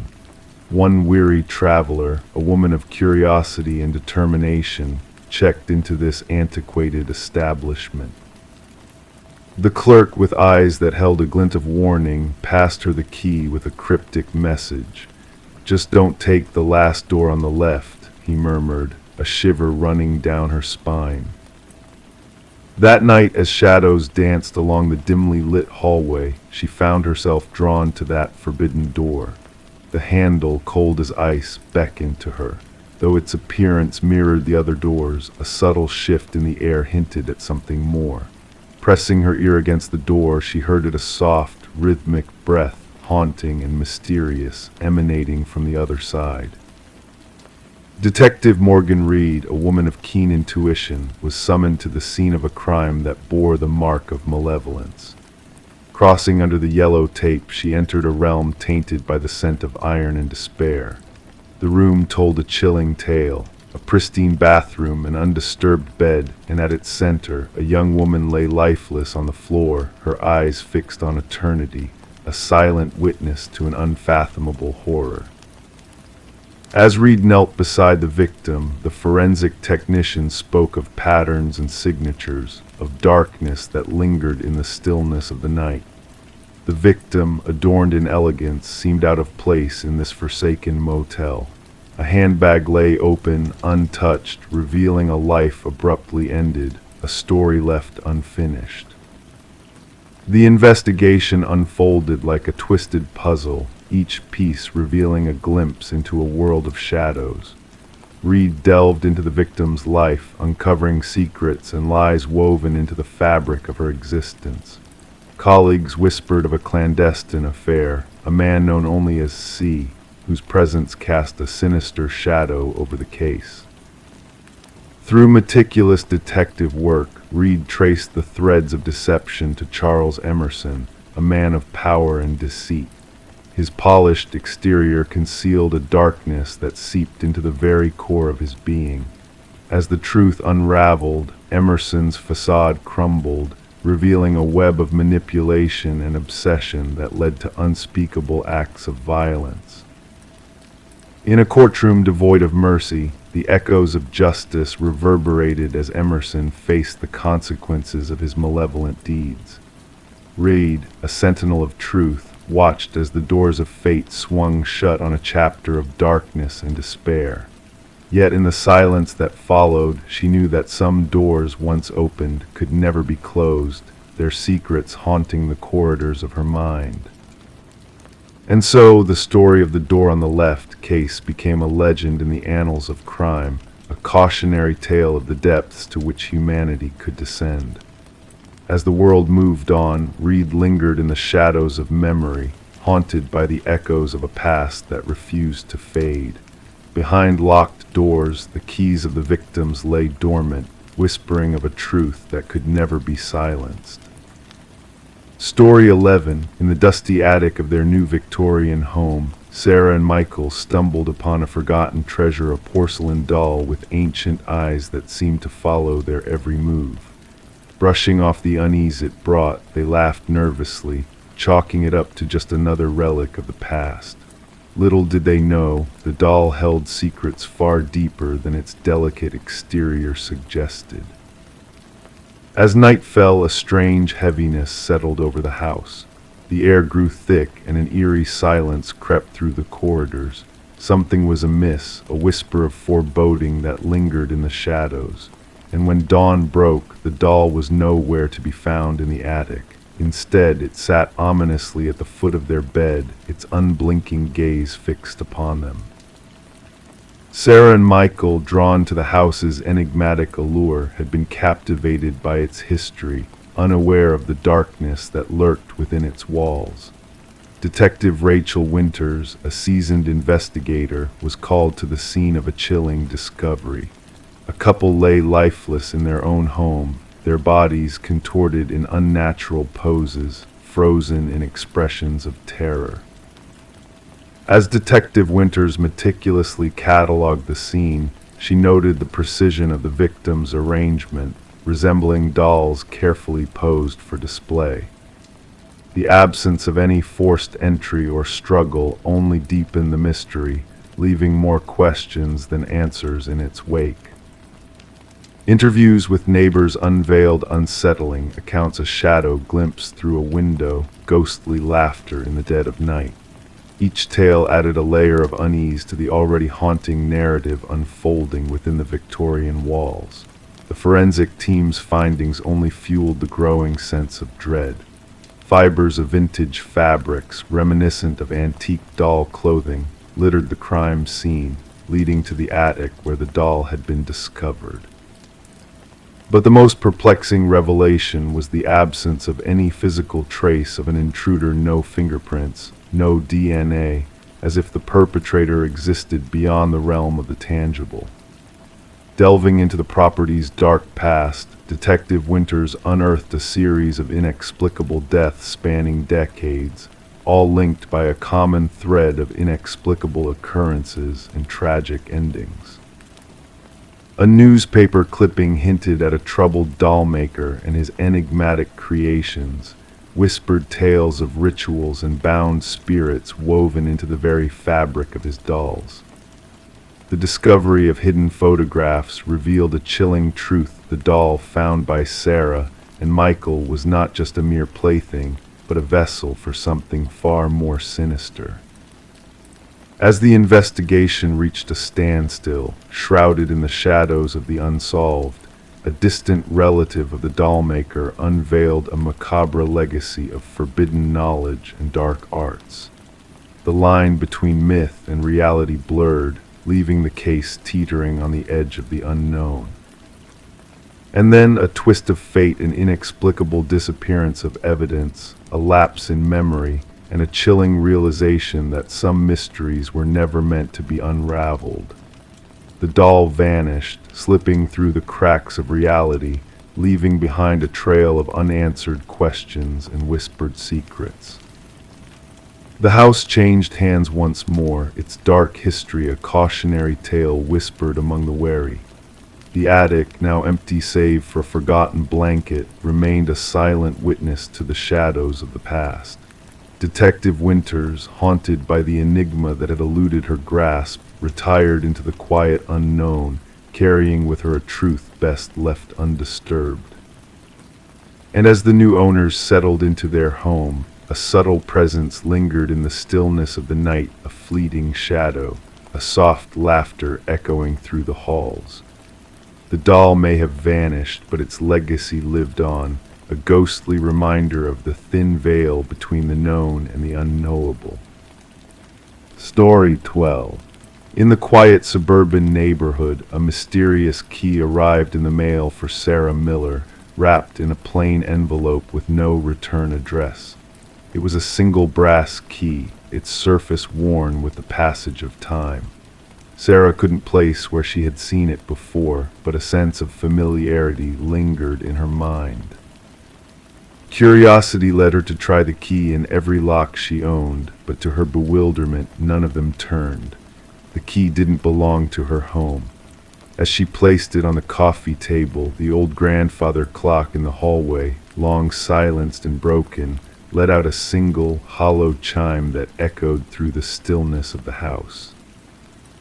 Puzzled and somewhat unnerved, Sarah reported the strange incident to the authorities.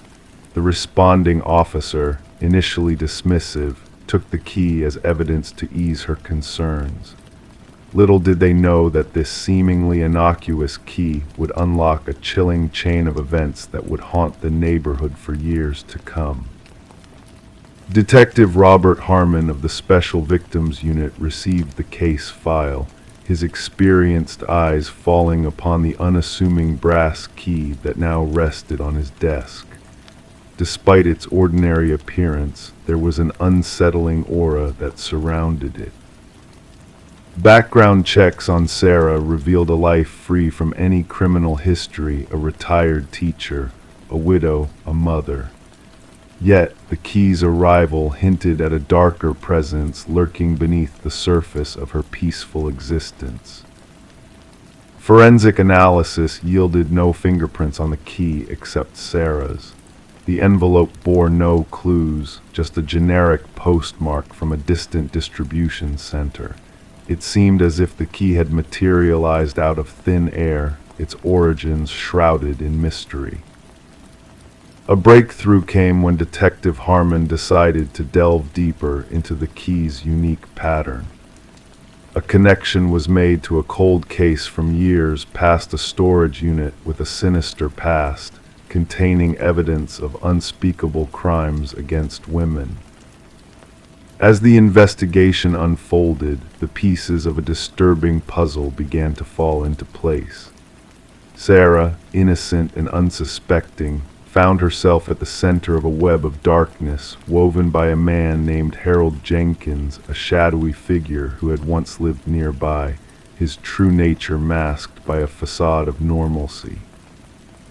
Jenkins, elusive and cunning, had meticulously orchestrated a series of heinous acts, leaving behind a trail of keys, each one a chilling reminder of lives snuffed out in the shadows. The key sent to Sarah was not a mistake, but a deliberate message, a twisted invitation into his world of horrors. The hunt for Jenkins intensified as the community reeled from the revelations of his atrocities. The man known as the Keymaster had eluded justice for too long, his crimes casting a long shadow over those who had unknowingly crossed his path. In a remote cabin, a macabre chamber of secrets was unearthed, revealing the extent of Jenkins' depravity. Keys with names and dates etched on them, a ghastly catalogue of his victims, painted a harrowing picture of the evil that lurked within him. As the manhunt reached its climax, Jenkins met his end, leaving behind a journal that detailed his twisted motivations and a final message for Sarah, a haunting reminder of the darkness that had touched her life. The horrors of the case reverberated through the neighborhood, leaving scars that would never fully heal. Sarah, forever changed by the ordeal, found solace in knowing that justice had been served, even at a great cost. The brass keys, silent witnesses to unspeakable acts, now lay dormant in an evidence locker, a grim reminder of the fragility of innocence and the depths of human depravity that can lurk behind a facade of normalcy. Story 13, Hidden Beneath. The wooden plank shifted under her weight, a subtle movement that beckoned her curiosity. Sarah Coleman knelt down, her fingers tracing the gap in the floorboards. The old cottage seemed to hold a secret, a whisper of something hidden below. With cautious determination, she lifted the boards, revealing a dark, narrow space beneath the house. In the dim light, she made out a mattress, a chair, and a tattered notebook in the corner. Her name filled the pages of the notebook, written obsessively as if etched with longing and fixation. Detective Morgan Reed stood by her side, observing the scene with a mixture of concern and intrigue.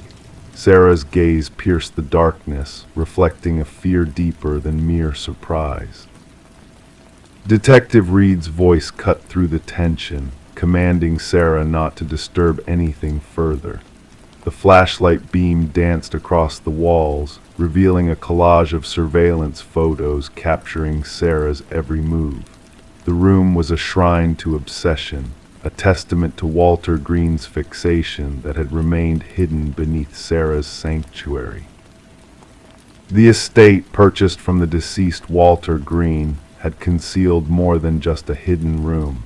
It harbored a chilling history of voyeurism and obsession that had eluded detection for years. The real estate listing had painted a picture of charm and potential, concealing the sinister truth lurking beneath the surface. As the crime scene investigators arrived, the full extent of Walter's obsession unfolded. Fingerprints, photographs, and relics of his fixation were unearthed, painting a disturbing portrait of a man consumed by a delusion of connection. Sarah's ignorance of his presence only fueled his dangerous fantasies.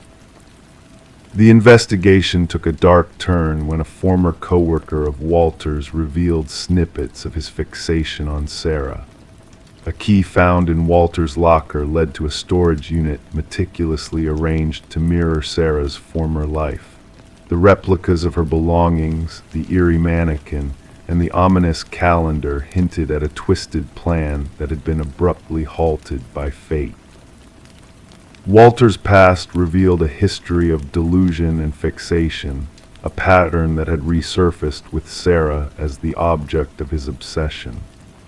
The case closed with Walter's death, leaving behind a chilling legacy of stalking and intent that had narrowly missed its sinister conclusion. Sarah, haunted by the realization of how close she had come to danger, chose to leave the house behind, seeking solace in a new beginning far from the shadows of Walter's obsession. Detective Reed kept a watchful eye from afar, a silent guardian against the lingering threat that had once loomed so close. The cottage passed into new hands, its dark secret sealed away, but for those who knew the truth, the memory of the hidden room beneath the floor lingered as a cautionary tale. A tale of unseen dangers, of monsters obscured by ordinary facades, and of victims who walked the line between safety and peril, unaware of the darkness lurking just beneath their feet. Story 14. The tale began when Michael and Sarah Klein embarked on a journey of unexpected discovery within the walls of their new Victorian-era home. Initially, it seemed like a mere task of removing peeling wallpaper, but as each layer was peeled back, a mysterious narrative unfolded before their eyes. Inscribed in ink, repeated endlessly, was a name that echoed through the ages. Alina Winters adorned the wall in a frantic, uneven script, hauntingly captivating the attention of the new occupants. This name, unfamiliar and shrouded in obscurity, held a perplexing allure that beckoned them to unravel its secrets. The layers of history intertwined within the walls unveiled a peculiar connection that transcended time. It was a name that defied records, a name that led them down a rabbit hole of intrigue and mystery, a name that bore resemblance to the very person who had passed the keys to them, the enigmatic Margaret Cavendish. The Klein couple, initially drawn to the allure of the old residence's charm, found themselves entangled in a web of curiosity and uncertainty. The faded wallpaper, once a mere backdrop, now whispered tales of the past, urging them to delve deeper into its hidden truths. As they unearthed the layers of time, a sense of unease crept upon them. Who was Alina Winters, and why was her name etched so fervently across the wall? The answers eluded them, pushing them to seek solace in the digital realm, where a single search yielded a chilling revelation, a missing persons case that mirrored the visage of Margaret Cavendish. The discovery sparked a relentless pursuit for answers, leading Sarah and Michael down a path fraught with unanswered questions and lingering shadows of the past. Their renovation plans took a back seat as they delved into the mystery that had woven itself into the very fabric of their home. With each piece of the puzzle they unearthed, the mystery deepened, drawing them into a realm where reality blurred with the echoes of a bygone era. The missing Alina Winters became a ghostly presence within the walls, her absence a lingering enigma that haunted their every waking moment. Their quest for truth led them to unexpected revelations, a hidden space beneath the floorboards, identification cards bearing different names, and a chilling connection between Alina and a psychiatric patient named Rebecca Eldridge. The threads of the past intertwined in a tapestry of deceit, unraveling a tale of identity theft and fractured realities.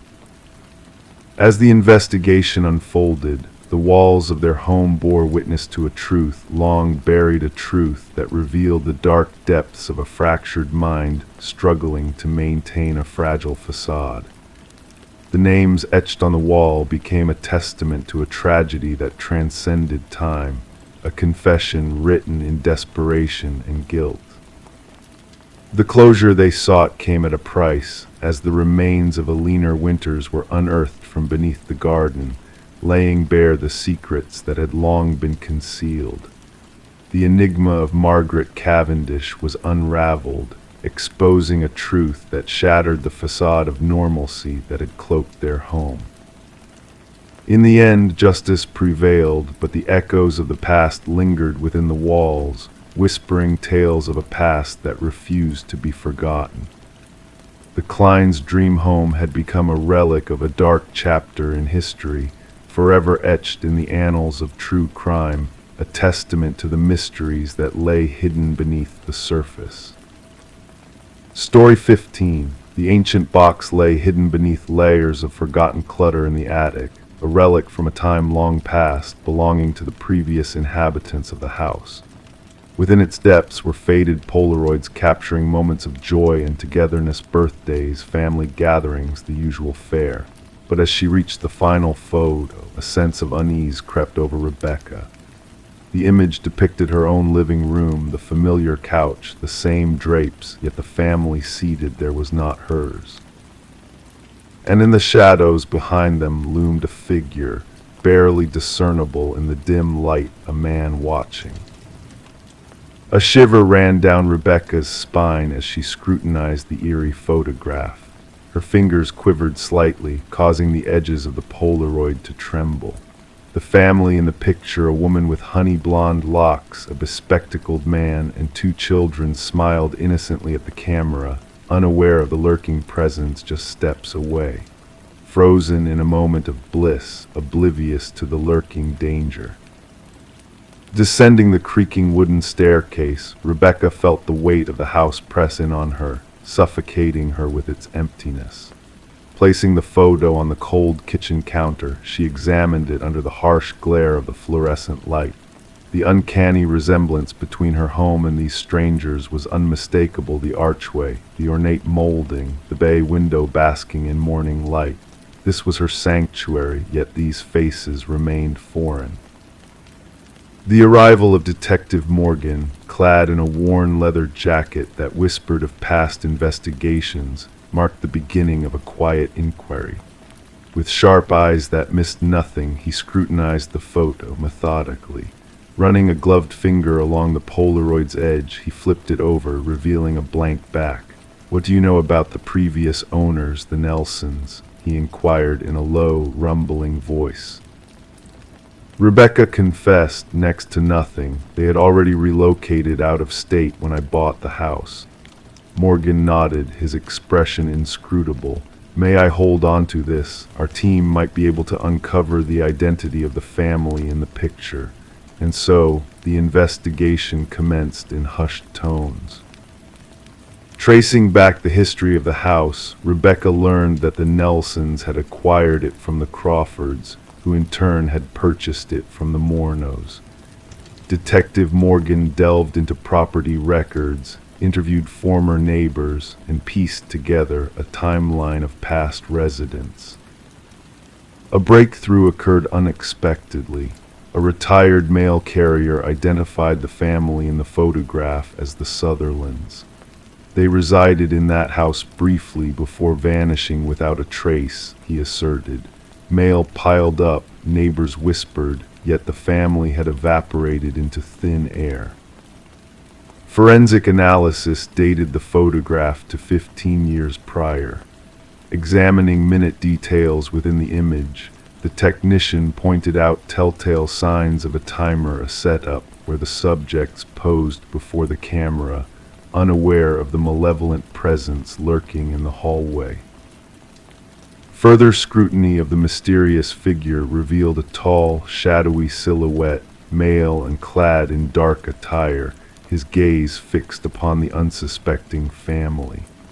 He blended into the background, a silent observer with an unsettling air of belonging.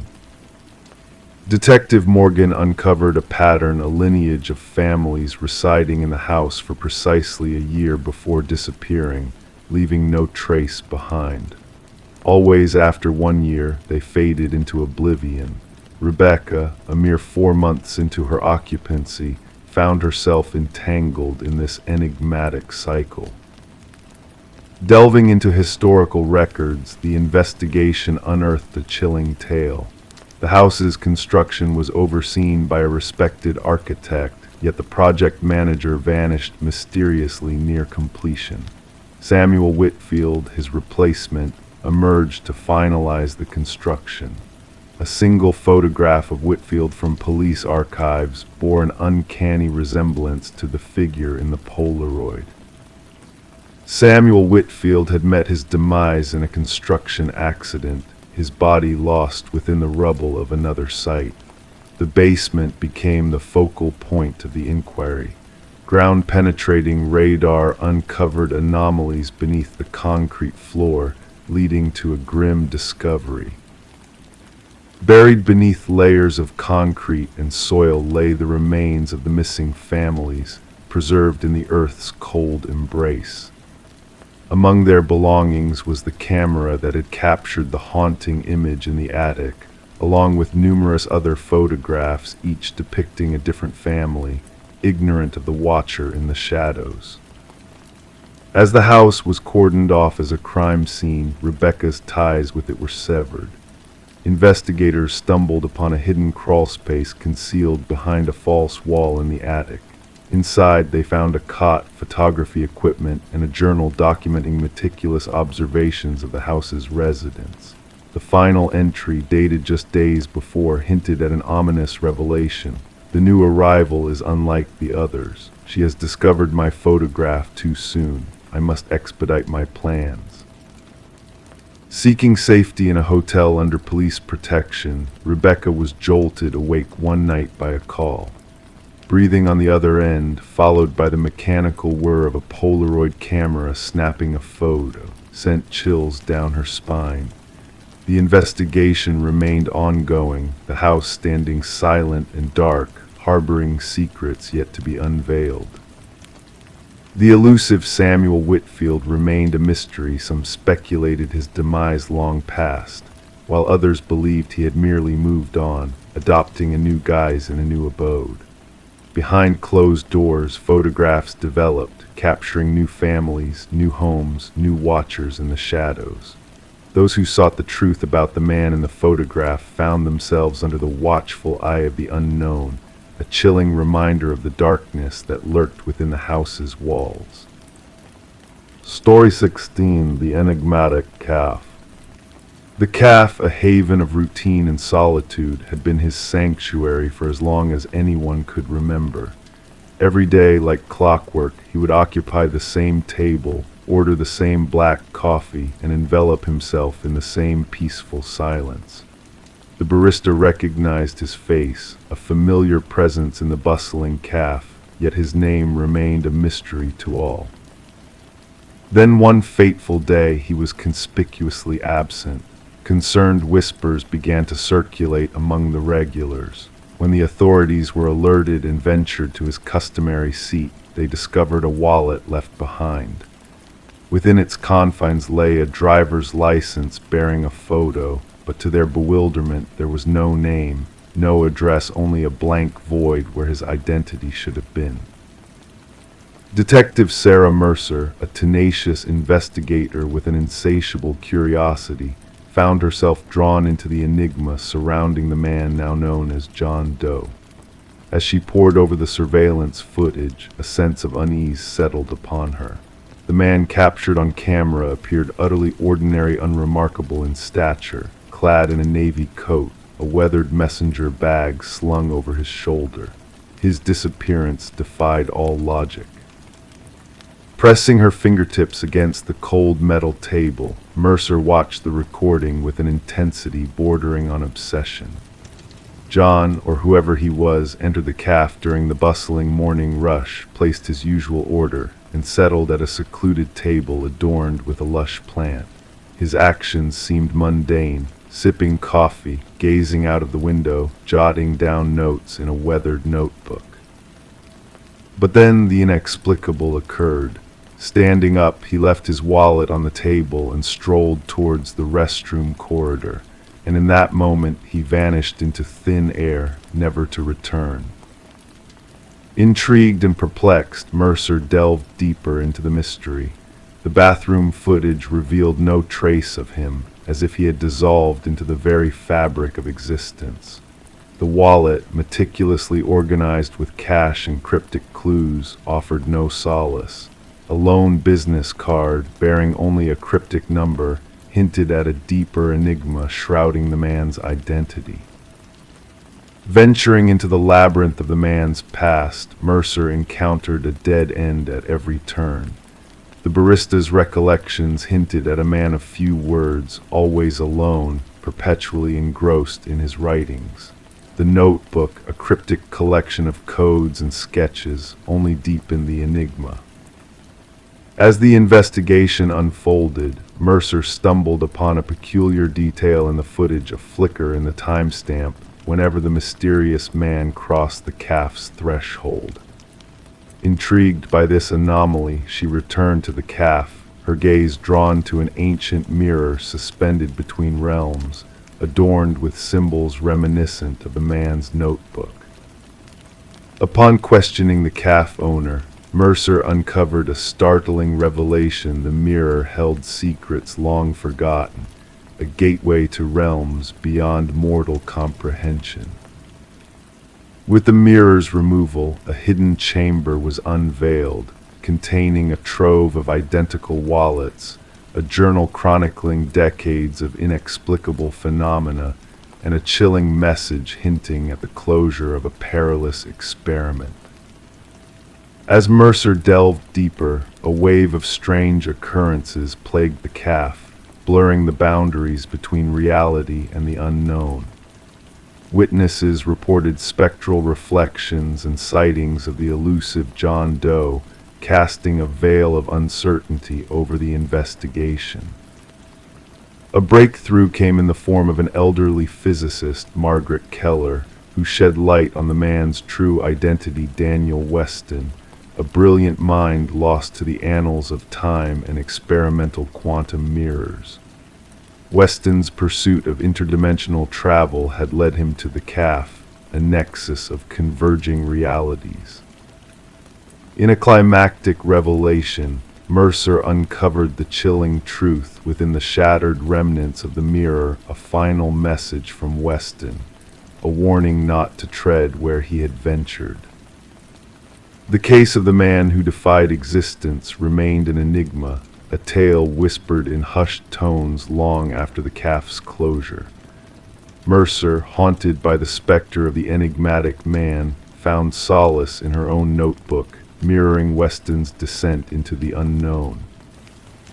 And as the world moved on, a fragment of an antique mirror still hung in the shadows, its surface rippling with the echoes of a reality not meant for mortal eyes.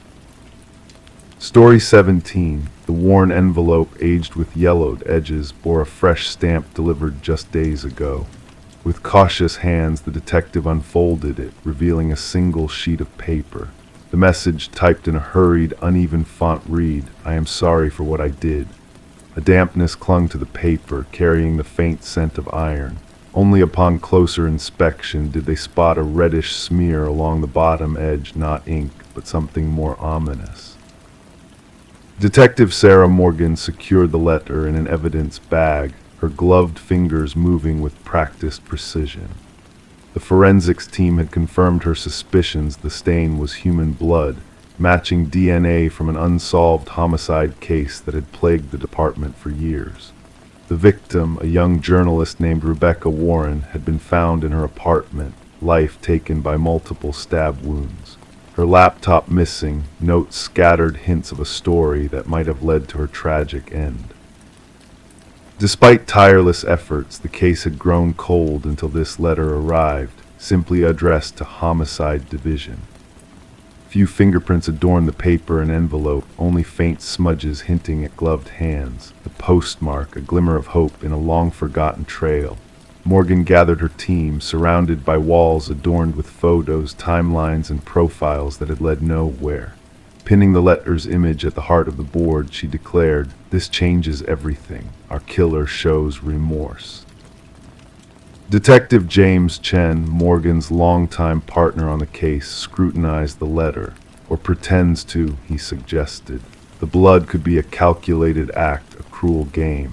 The unique typewriter impressions led the forensics team to a model out of production for decades, a rarity, but not impossible to locate. They reached out to antique sellers and collectors, casting a wider net in their pursuit. As the investigation unfolded, they delved into Rebecca's life. Described as relentless by her editor, she delved into exposing corruption. Her latest probe involved a wealthy family entangled in local politics, torn apart by a contentious will and accusations of manipulation. Interviews with Rebecca's boyfriend, Michael Barnes, revealed a shift in his demeanor since the letter's arrival. Nervous, trembling. Rebecca feared she was being followed, he confessed. I brushed it off as paranoia. I should have paid attention. Amidst these leads, a second letter materialized, the same typewriter, the same blood. This time a longer message unveiled secrets. She uncovered too much about the family, the inheritance, the old man's fate. It was never meant to escalate this far. The trail led to the mansion of the deceased patriarch, where the eldest son, Richard, owned an array of antiques, including vintage typewriters. His explanations seemed rehearsed, suspiciously polished. A breakthrough emerged with microscopic fibers on the envelopes matching custom stationery exclusive to the youngest daughter, Eleanor. Questioned, she disclosed Richard's request to borrow her stationery a month prior. A search of Richard's residence exposed a hidden chamber, a trove of evidence linking him to Rebecca's demise. The blood, Rebecca's blood, sealed his fate. Unexpectedly, a connection surfaced between Richard and Michael. Financial transactions, payments leading up to Rebecca's murder. Confronted, Michael confessed, revealing a sinister plot to intimidate Rebecca, not to end her life. Eleanor surfaced with a damning recording capturing Richard's callous intent. Arrested in flight, Richard stood trial, denying guilt, shifting blame to Michael. Yet the evidence spoke volumes. The jury's swift verdict sealed Richard's fate. As he faced justice, Detective Morgan approached Rebecca's grieving parents, offering solace in a world forever altered by loss. The blood-stained letters lingered in evidence, a silent testament to the unraveling of carefully laid plans. Rebecca Warren's case became a lesson in investigative lore, teaching that sometimes true breakthroughs arise not from modern marvels, but from the weight of remorse on a killer's soul, etched on an old typewriter, a haunting reminder that justice prevails, even in the darkest of mysteries. Story 18, The Enigmatic House. She crossed the threshold, stirring up dust that danced in the musty air of the abandoned house. Years of neglect had left the walls peeling and the furniture shrouded in ghostly sheets. Every step she took felt like a journey frozen in time, with one peculiar exception: the doors.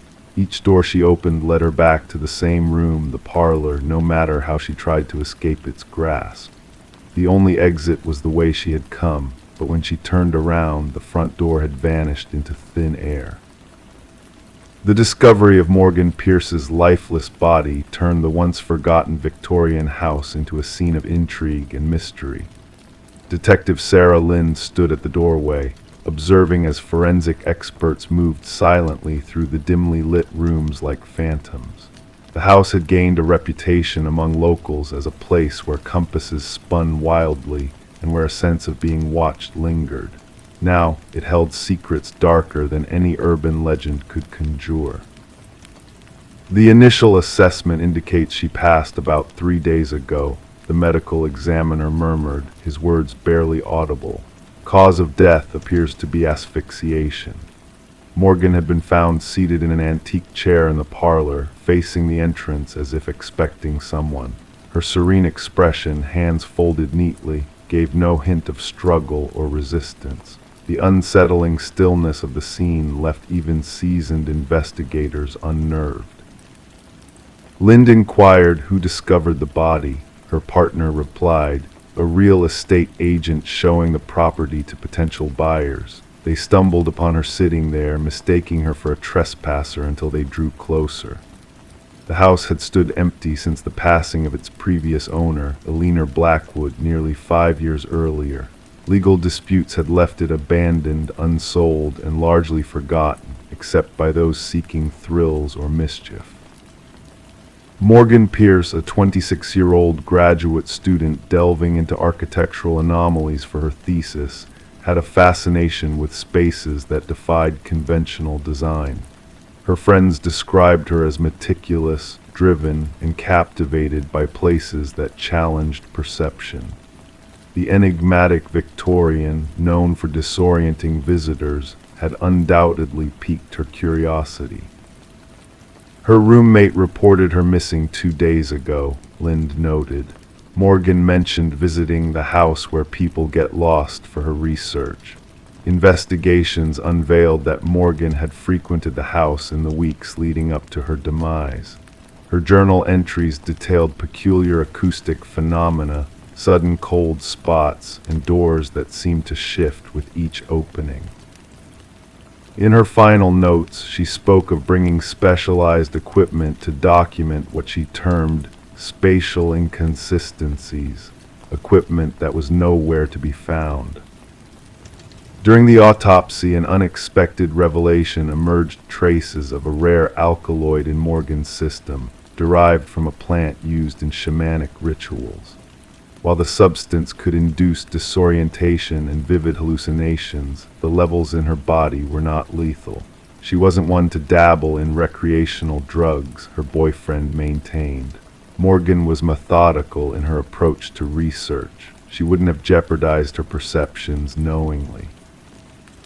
Through digital forensics, deleted messages on Morgan's phone resurfaced, conversations with a kindred spirit who shared her intrigue about the house and its mysteries. The exchanges grew intimate and cryptic, hinting at a sentient presence within the walls. The house retains its memories, read one message. It desires acknowledgement. The trail led to Adam Reeves, an architectural historian who had engaged in discussions with Morgan. His expertise in rare spatial phenomena had captivated her, evolving their professional rapport into a personal connection.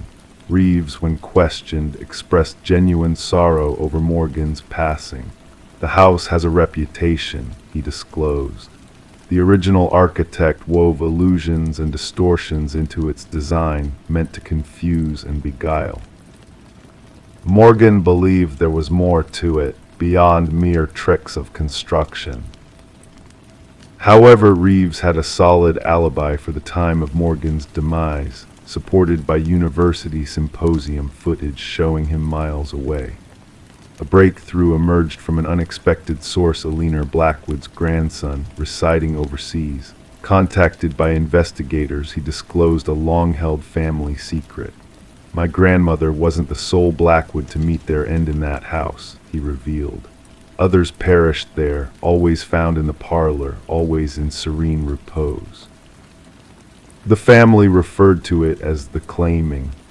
He shared journals spanning generations, detailing deaths attributed to natural causes, but bearing a consistent pattern: those who spent time in the house eventually succumbed to what the family cryptically termed the influence. A subsequent search of the property unveiled a concealed compartment behind the parlor fireplace. Within, investigators discovered Morgan's missing equipment alongside a chamber housing artifacts from diverse indigenous cultures, arranged in a precise configuration. At the center lay a weathered figurine embodying a deity linked to liminal spaces, crossroads between realms. Traces of the alkaloid found in Morgan's system lingered on the artifacts, deepening the enigma. The case took a sinister turn when analysis of dust patterns in the house indicated a presence besides Morgan during her final moments. Partial fingerprints, unrelated to Morgan or known visitors, were lifted from doorknobs throughout the residence. 3 weeks into the inquiry, Adam Reeves was found lifeless in his residence, mirroring Morgan's posture, with the same alkaloid in his system. Clutched in his hand was a key that unlocked no door in his home, but fit precisely into the concealed compartment within the Victorian. His parting email, sent as a testament to the unseen forces at play, Reeves wrote, "The house doesn't ensnare you physically, it ensnares your perception." Morgan was correct, the doors lead where they always have, yet an illusion of circular motion clouds the truth. Once awareness dawns, departure is possible, but by then the desire to leave has faded. The case remains unresolved, designated as suspicious deaths under active scrutiny. The Victorian now stands condemned, its access barred by authorities. Yet whispers persist of flickering lights within on certain evenings and of visitors who vanish without a trace. Some locals believe the house claims those who delve too deeply into its enigmas. Others speculate that Morgan and Reeves unraveled a potent, age-old secret existing in the interstices of conventional reality. The verity remains as elusive as an exit in a house where every door leads back to the beginning. Story 19. The old house had sat silent and empty for years, its history shrouded in whispers of a young woman who vanished without a trace.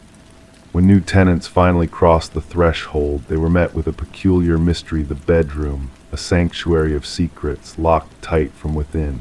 With a creak and a sigh, they forced the stubborn door open, revealing a scene frozen in time.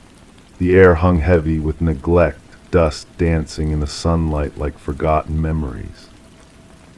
Yet amidst the stillness, something stirred, a presence unseen but deeply felt.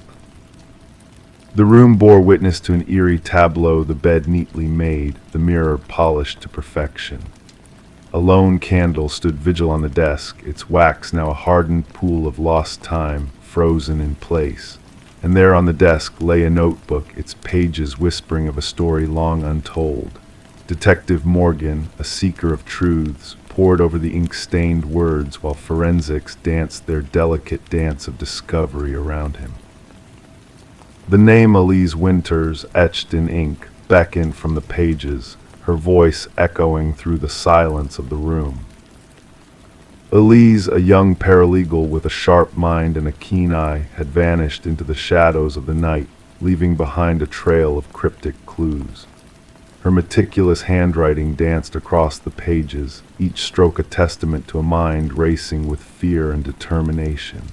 In the final entry, penned on the eve of her disappearance, she spoke of unseen watchers and whispered threats, a chilling premonition of the darkness closing in. As the detective delved deeper into Elise's world, a web of deceit and betrayal unfurled before him. Her colleagues spoke of a woman haunted by the truth, digging into the dark heart of corporate malfeasance. The missing pieces of the puzzle began to fall into place, revealing a sinister tapestry of greed and deception. The room, a silent witness to Elise's final hours, held its secrets close. No bloodstains marred the floor, no signs of struggle marred the pristine facade. Only the lingering scent of dust and a faint hint of something darker, something hidden beneath the surface. In a hidden compartment beneath the floorboards, a trove of damning evidence lay waiting: a key, a flash drive, a trail of breadcrumbs leading to the heart of the mystery. The truth, it seemed, had been waiting patiently to be discovered, locked away in shadows and whispers. As the investigation unfolded, a chilling truth emerged: a web of corruption and deceit that reached far beyond the confines of the old house. Elise's voice, captured in hidden recordings, spoke of a deadly secret buried deep within the heart of a pharmaceutical empire. Her quest for justice, though cut short, echoed through the halls of power, shaking the foundations of the guilty. In a twist of fate, the shadows of the past reached out to claim their own. Vincent Harriman, a man of power and influence, stood accused of a heinous crime, his carefully constructed facade crumbling in the face of overwhelming evidence. The walls of his deception, once impenetrable, now lay shattered at his feet. Through the lens of justice, Elise's legacy shone bright, a beacon of truth in a world cloaked in shadows. Her room, a silent witness to her courage and determination, stood as a testament to the power of one woman's unwavering pursuit of justice. As the final chapter closed on the tale of Elise Winters, the old house stood silent once more, its secrets laid bare but not forgotten. In the darkness of the night, a faint light shimmered in the upstairs window, a ghostly echo of a life lost but never truly extinguished. And so, the house stood as a silent sentinel, guarding the memory of a woman who dared to challenge the darkness and in doing so, found her own redemption. Story 20. In a world where mysteries lurk in the shadows, a peculiar tale unfolded, a tale that began with a mere pocket dial, a jumble of static and faint echoes that might have easily slipped away into oblivion.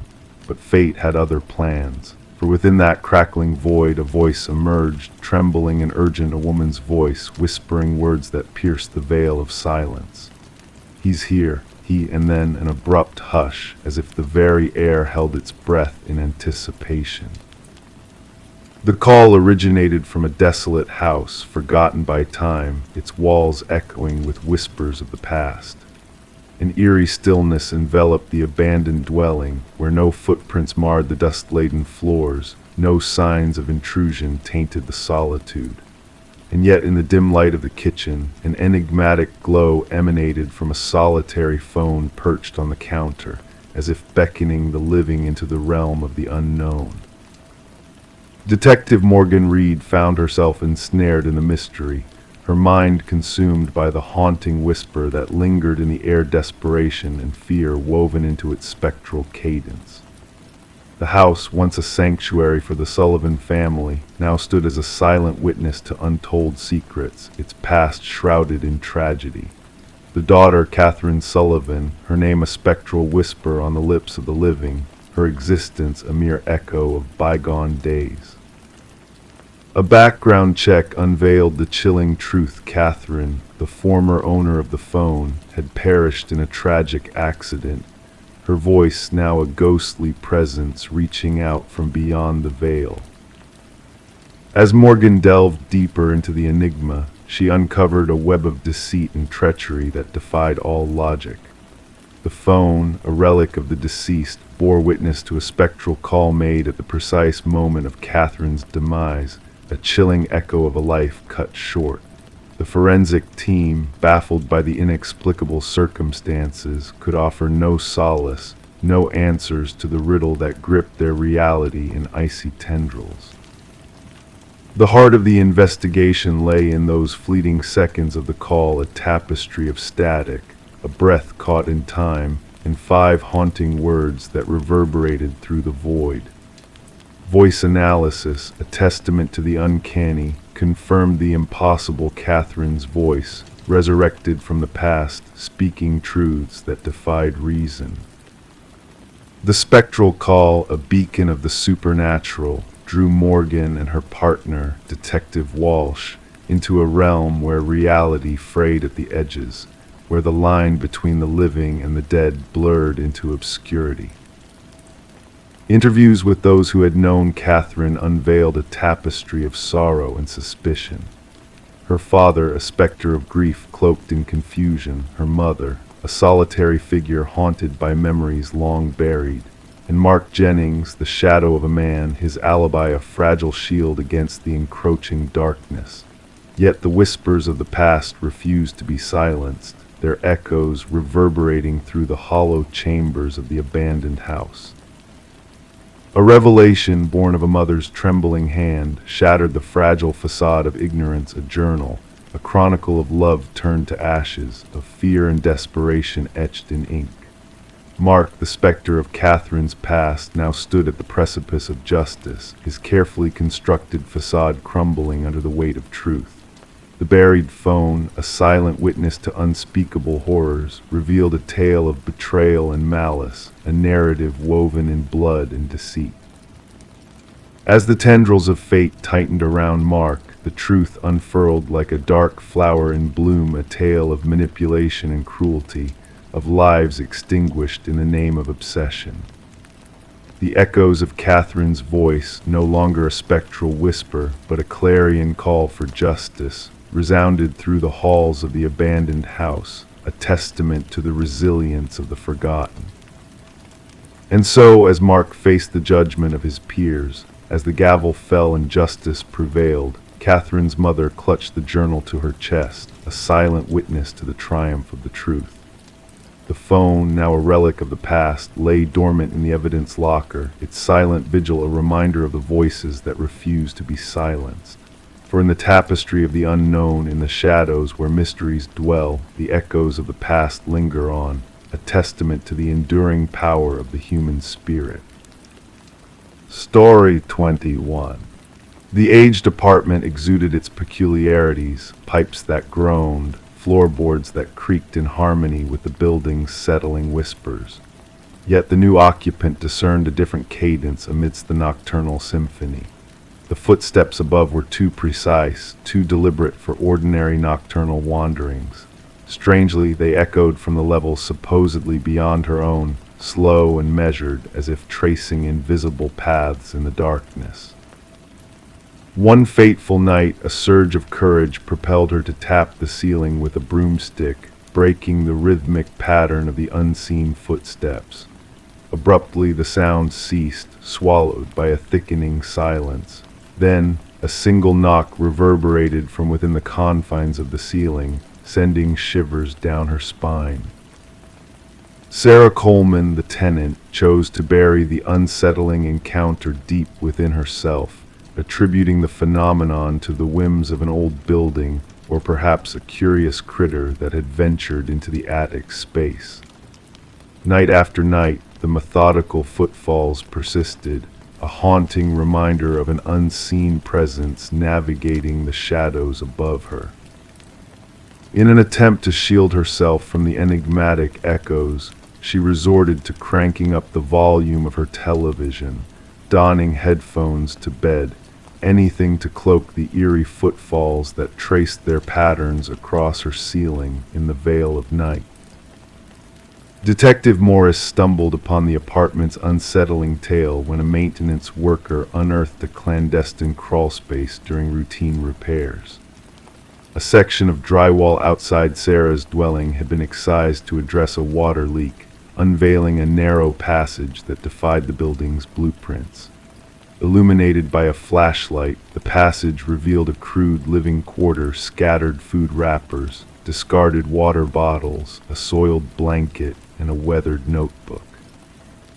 Summoned by the building's superintendent, Detective Morris and his partner Detective Rivera arrived to a trembling maintenance worker, his pallid complexion betraying the horrors he had unearthed. "Someone's been dwelling within the walls," he stammered, his voice trembling with dread. "Someone has been watching." The discovered notebook chronicled meticulous observations of Sarah Coleman, her routines, her visitors, her culinary preferences, her viewing habits, even the timings of her slumber.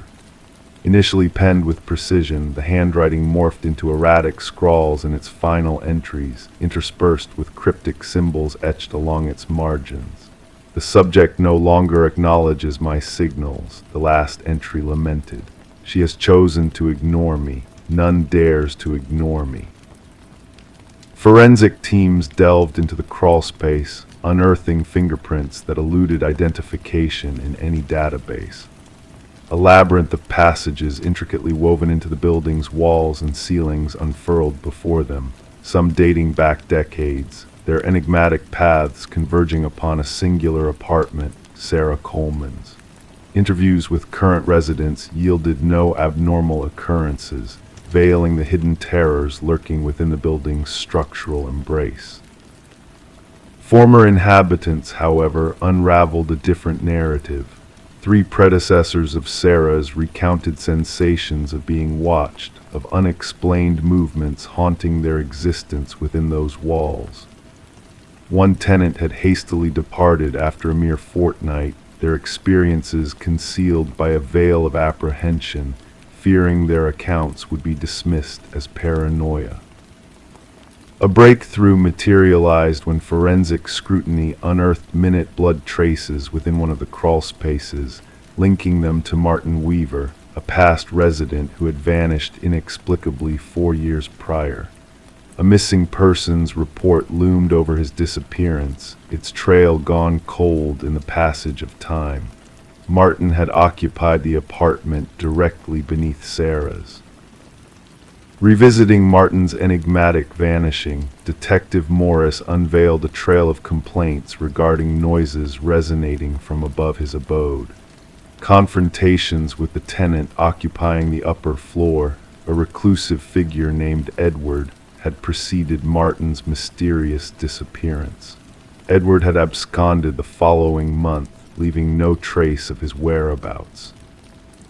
A meticulous scrutiny of Edward's transient residency history unveiled a pattern, a nomadic existence spanning 2 decades, characterized by a penchant for top-floor abodes, minimal social interactions, and sudden departures devoid of explanations. A neighbor from Edward's former residence recalled his brooding demeanor, punctuated by incessant demands for silence that bordered on obsession. Tracing Edward's footsteps led investigators to a remote cabin, its walls adorned with a chilling tapestry of photographs and notes. Portraits of residents from various apartment edifices, including Sarah Coleman and Martin Weaver, adorned the walls alongside intricate maps detailing ventilation systems and structural vulnerabilities. Elaborate journals chronicled observations of the specimens and maintenance of the habitat, casting a sinister light upon Edward's clandestine endeavors. A corkboard at the cabin's heart bore a collection of newspaper clippings, missing persons reports, 6 in total, mirroring former residents from Edward's past dwellings. Beneath the board, deep grooves marred the wooden floor, silent testaments to a sinister ritual enacted within those walls. The cabin's grim exterior yielded to a macabre discovery as cadaver dogs led investigators to freshly disturbed earth, unveiling a series of clandestine graves shrouded in darkness. As forensic experts endeavored to unveil the identities of the fallen, Detective Morris retraced his steps to Sarah's abode. The crawl spaces had been sealed, yet whispers of spectral echoes persisted among the residents. Installing state-of-the-art security systems unraveled a chilling secret tucked within the crevice where the ceiling met the wall, a fresh notebook, its pages pulsing with the same eerie familiarity. The initial entry bore a cryptic message: "They found my old nest, but not my new one." The writings echoed the harrowing verses of its predecessor, culminating in a crude sketch of Sarah's apartment layout, a crimson trail marking a new passage etched into the blueprint, and a date ominous in its foreboding. Responding swiftly, officers descended upon Sarah's dwelling only to find it deserted. Her phone lay abandoned on the kitchen counter, the television casting flickering shadows across the room. The bathroom mirrored, fogged with steam, unveiling a haunting message etched upon the glass: "Look up." The ceiling panel above the shower had been displaced, a silent invitation to the unknown that lingered beyond. The manhunt for Edward, now unveiled as Edward Mercer, a former construction savant specializing in renovations, presses on, his shadow stretching across state lines. Thermal scans of Sarah's residence unveiled no lingering presence within the walls, leaving behind a void that echoed with the whispers of the departed. Sarah Coleman, a spectral enigma, remains lost to the abyss, her fate intertwined with a tapestry of vanishing souls that transcends time and space. Detective Morris, haunted by the phantom footsteps and the unseen gazes that linger in the shadows, finds himself ensnared in a labyrinth of unanswered questions. Nights find him gazing upward, attuned to the silence that envelops him, pondering the unseen listeners that dwell within the walls of his own domicile. And as the darkness encroaches, he wonders who else may be listening in the stillness of the night, their presence concealed within the walls that harbor silent whispers of the forgotten. Story 22, the town held its secrets close, whispering tales of the house concealed at the edge of the woods. a solitary figure shrouded in mystery, its presence unacknowledged by the townsfolk. Its windows, like darkened eyes, gazed out into the unknown, while the sagging porch bore the weight of forgotten years. No one laid claim to its ownership, no memory lingered of its origins. Yet when a group of hikers strayed too near, their eyes beheld a peculiar sight, names etched into the wooden walls, carved deep as if to warn intruders away. At the very bottom of the list, fresh and untarnished, one name stood out, unfamiliar to all. A name that sent shivers through the group as one of them faltered, whispering in a trembling voice, "That's mine." Under the cloak of night, a call pierced the silence, recorded by dispatch as a routine trespassing incident. Mason Wright, the lead hiker who discovered his own name marked upon the desolate house, spoke with a quiver in his voice. Responding officers anticipated a mere act of youthful mischief, a prank among friends, but what awaited them defied all rational explanation. Detective Sarah Keller arrived as darkness draped the forest in its inky embrace. Her flashlight pierced the shadows, casting an eerie glow upon the weathered facade of the structure. The names of 27 souls adorned the eastern wall, some fading with time, others sharp as if freshly carved, and at the base, Mason Wright, the inscription still redolent of sawdust. "I've never set foot here before," Mason professed, his breath swirling in the frigid air. "How could anyone know my name?" The investigation unfurled with scrutiny into the backgrounds of each name listed. The findings sent a chill down the spines of the detective team. Every name corresponded to a person reported missing over the span of 4 decades. Some cases had gone cold, while others remained open, all united by a harrowing detail: the individuals had vanished while traversing the woods alone. Forensic analysts meticulously documented each carving, noting the depths, techniques, and weathering patterns. The oldest name, Rebecca Hansen, harkened back to a disappearance 37 years prior, a young woman who ventured into the woods and never emerged. Search efforts yielded naught but a lone hiking boot beside a murmuring stream. Interrogations of Mason yielded a consistent narrative.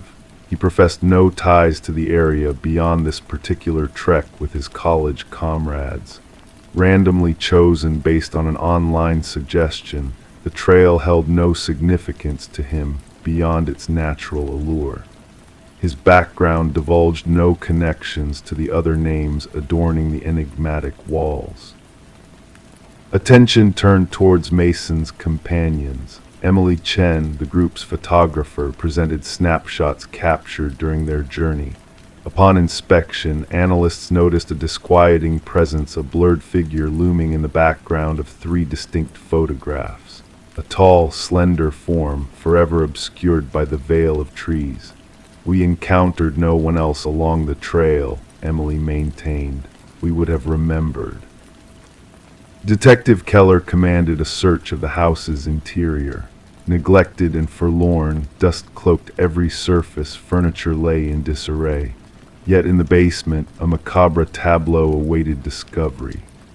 Personal effects of the missing hikers sat arranged meticulously on wooden shelves: watches, backpacks, cameras, wallets, all labeled with names corresponding to those outside. Under the keen eye of evidence technicians, bloodstains emerged upon the concrete floor under ultraviolet scrutiny, remnants of a futile attempt to erase the past.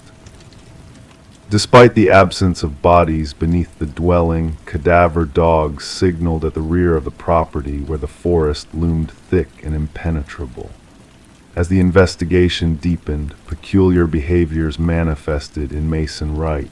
Reports of whispers at his doorstep, enigmatic footprints leading to his threshold but not away, shadowy figures observing from the periphery. Assigned protection by the department, Mason's paranoia burgeoned. A breakthrough came with the unearthing of land records from county archives. The abode belonged to a recluse, Victor Blackwood, a hunter who vanished without a trace 15 years prior, his disappearance overlooked by official scrutiny. Armed with a warrant, Detective Keller delved further into the encompassing woods.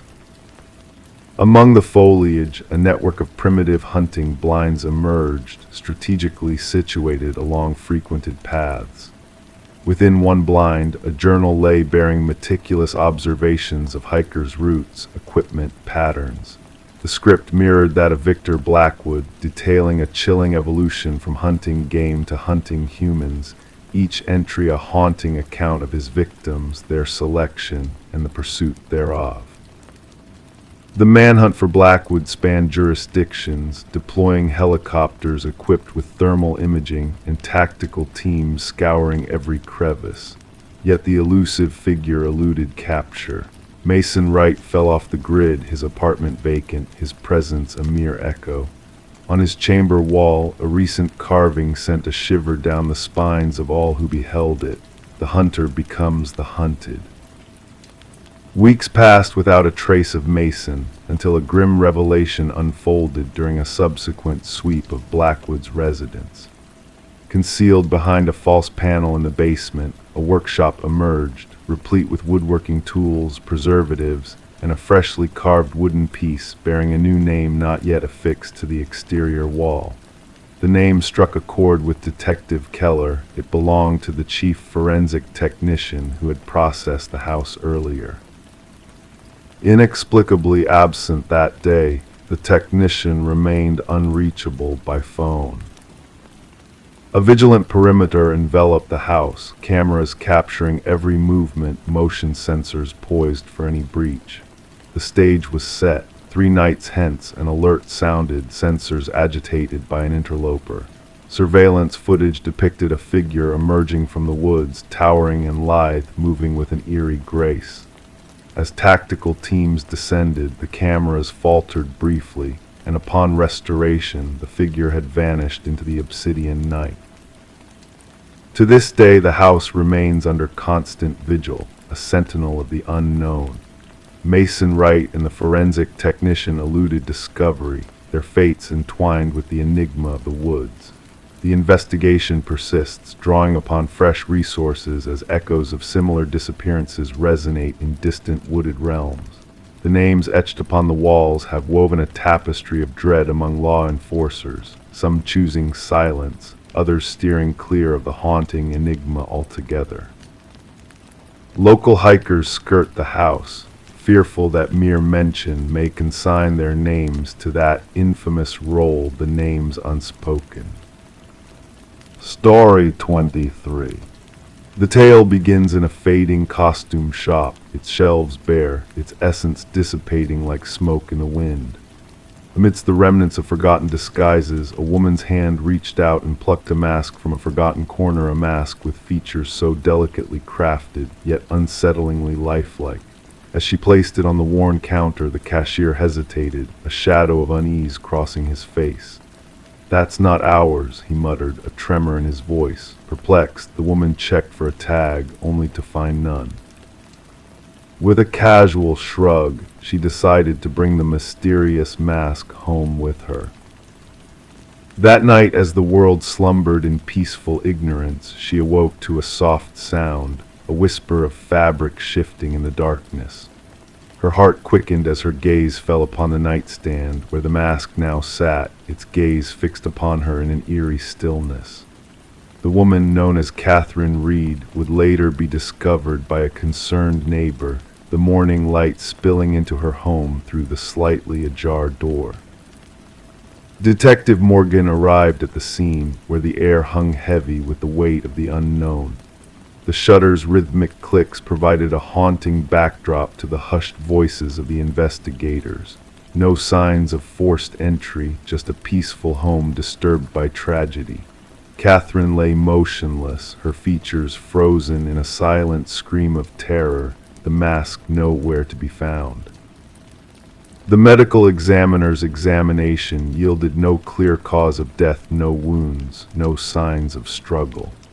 Only the expression of terror etched into Catherine's features, a silent testament to the horror she had endured in her final moments.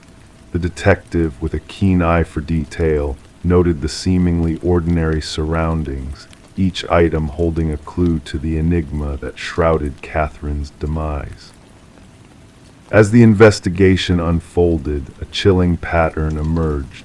Security footage from the costume shop revealed the cashier's confusion, the owner's denial, and the mask's mysterious origins. The shop's history intertwined with tales of a collector's untimely demise, whispering of dark forces at play beyond human comprehension.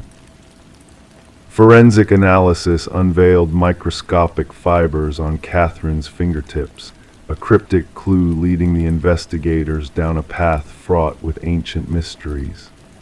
Each victim, each mask, each expression of terror, pieces of a puzzle spanning decades, waiting to be solved. A retired detective shared a forbidden truth, a truth written in ancient symbols hidden within the masks, a truth of ritualistic soul transference and malevolent entities seeking vessels for their dark purpose.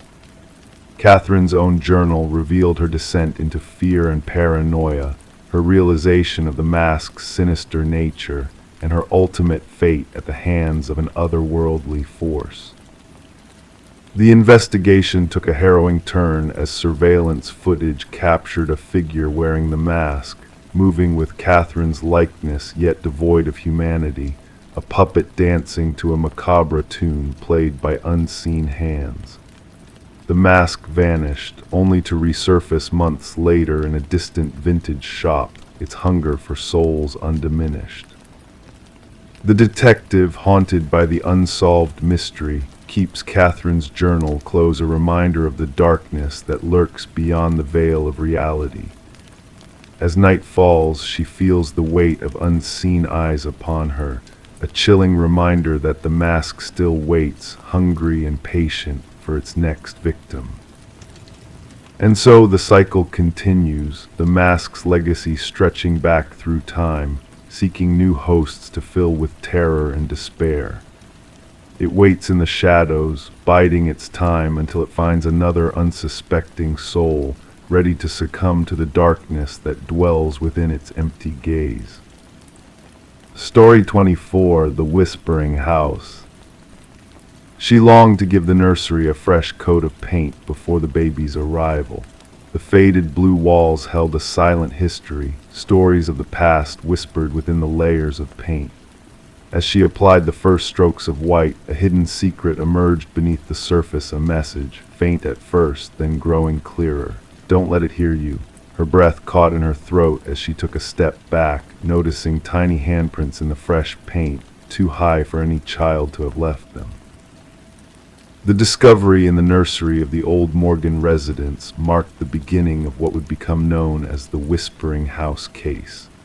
The young couple had bought the Victorian home at a surprisingly low price, unaware of its dark past. Detective Sarah Klein arrived at the door, her notebook ready. The pregnant woman who answered wore paint-splattered overalls, her tired eyes betraying her lack of sleep. She recounted finding the message and handprints, her hands trembling with fear. The previous owners had vanished in the dead of night, leaving behind only rumors and a sense of dread among the neighbors. Detective Klein explored the historic home, her footsteps echoing on the creaky floorboards. In the nursery, the abandoned message and handprints still lingered, a chilling reminder of the past. Back at the precinct, the detective delved into the property's records. The house had changed hands numerous times, each family staying for a short period. Child welfare reports hinted at a dark presence within the walls, with children claiming to hear whispers and feel unseen eyes watching them. Further investigation revealed the house's connection to Eleanor Blackwood, a widow who once ran an orphanage on the property. 5 children had disappeared under her care, their fate a mystery. The detective interviewed former residents, uncovering a pattern of eerie occurrences that had plagued each family. Forensic analysis linked the mysterious messages to Eleanor's handwriting, while the handprints remained a haunting enigma, unchanged over the years despite different children living in the house. The detective's persistence led to a chilling discovery in the basement, confirming the tragic fate of the missing children. As the truth unraveled, the nursery walls glowed with hidden handprints under the luminol spray, a silent testament to the children's desperate attempts to be found. Eleanor's journals exposed her twisted beliefs, leading to the closure of the case and the proper burial of the victims. The house stood silent and empty, its dark secrets buried but not forgotten.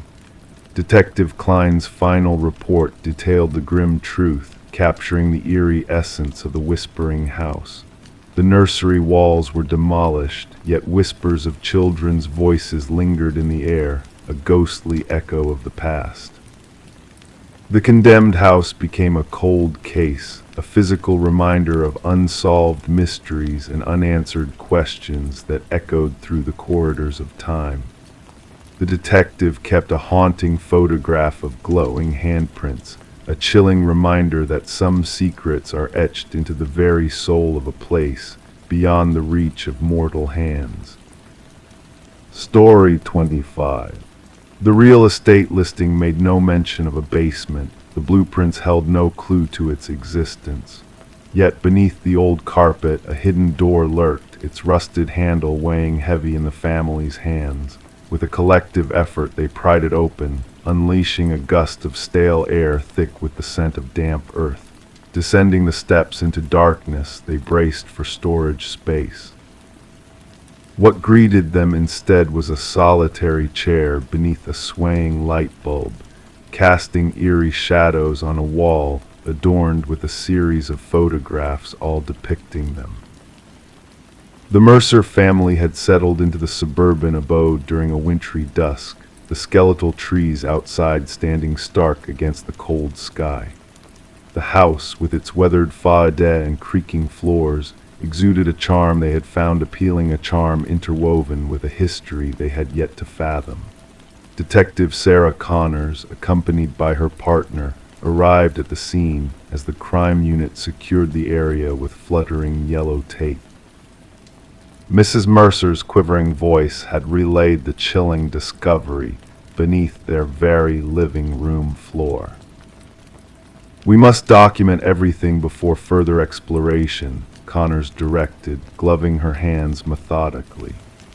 Camera flashes punctuated the stairwell as the forensic team documented the basement. The cramped space, akin to a standard bedroom, boasted concrete walls painted a somber gray. In the center, a solitary chair remained anchored to the floor, while above it, the bare bulb cast eerie shadows that danced with an unseen breeze. However, it was the chronological array of photographs that seized their attention, each image meticulously dated and arranged. "These images span back nearly 4 weeks," Connor's partner remarked, scrutinizing the timestamps inscribed on the photo backs. "Here's Mrs. Mercer dozing on the couch, Mr. Mercer at the kitchen table, the children in their rooms." Despite a thorough investigation, no signs of forced entry or theft surfaced. The security system had failed to trigger, leaving only a breach of privacy and a shroud of unease hanging over the family. Tracing the property's history through previous owners, the case grew increasingly unsettling. Discrepancies in records hinted at a clandestine past, with blueprints altered, permits withdrawn, and inspection reports heavily redacted. The pivotal lead emerged during an interview with the contractor who had renovated the house years prior. His denial of the existence of the basement room sent a chill down their spines, his hands trembling with dread. Extracting data from a hidden memory card, digital forensics unveiled a trove of additional images depicting not only the Mercers, but families preceding them in the house. Intimate moments, mundane routines, captured surreptitiously by an elusive presence. The discovery of audio recordings concealed within the basement further deepened the mystery, hinting at a sophisticated surveillance network entrenched within the very walls. "We must scour every inch, every crevice," Connors urged, her tone taut with urgency. The subsequent revelation of a hidden monitoring station behind the photographs exposed a journal brimming with detailed observations of each household that had dwelled within the house. The journal's authorship traced back to Edward Kelvin, the property's enigmatic builder who had seemingly vanished during construction. As the investigation unfolded, Kelvin's delusional fixation on the families as mere subjects in his grand design came to light. Secluded within the confines of the house, he had meticulously watched, recorded, and documented their lives, convinced of his guardianship over the property. The manhunt culminated in Kelvin's discovery within a hidden crawlspace, his emaciated form a testament to years spent concealed within the house's framework. During interrogation, Kelvin's detached account painted the families as unwitting actors in his private drama. His conviction of ownership, rooted in his distorted reality, cast a chilling pall over the case. Following a psychological evaluation, Kelvin was deemed unfit, his detached demeanor a facade shielding a fractured psyche fixated on his self-appointed role as custodian of the house. The Mercer family, like those before them, chose to sever ties with the property, leaving behind possessions in their hasty departure. The subsequent trial unveiled the extent of Kelvin's surveillance infrastructure, revealing a house designed not just for habitation, but for relentless observation. As the jury deliberated, Kelvin remained aloof, his mind already lost within the labyrinth of his creation, where he could still roam the spectral halls he had crafted. The property met its end in demolition, its secrets buried beneath the raised earth. Yet, for the families haunted by the specter of unseen eyes and unheard whispers, the violation lingered. The lingering unease, the doubt of solitude in the sanctity of their homes, persisted a legacy of a guardian unseen and a watcher unheard, forever etched within the walls that had once sheltered them. Story 26. Once upon a time there was a flicker, a mere blip in the baby monitor's transmission. At first the mother brushed it off as mere interference, a glitch in the system. But then the crackling of audio followed, and a voice, soft and eerie, whispered, "SHHH, go back to sleep." A chill ran down her spine, freezing her blood in its tracks. Panic seized her heart as she dashed to her son's room, each step echoing like thunder in her ears. But when she threw open the door, her worst fear became reality. The crib stood empty, devoid of the precious bundle that should have been nestled inside. The window remained shut, the door securely locked.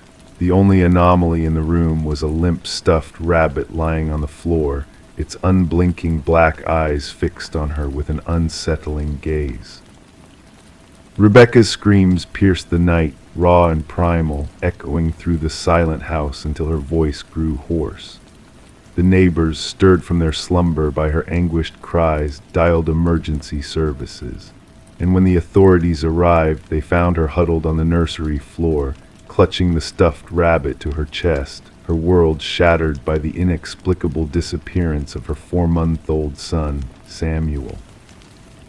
The investigation that followed was shrouded in mystery. No signs of forced entry marred the household, the security system standing vigilant throughout the night. The baby monitor footage, the only clue to the enigma, revealed nothing out of the ordinary before the unsettling voice disrupted the tranquility of the night.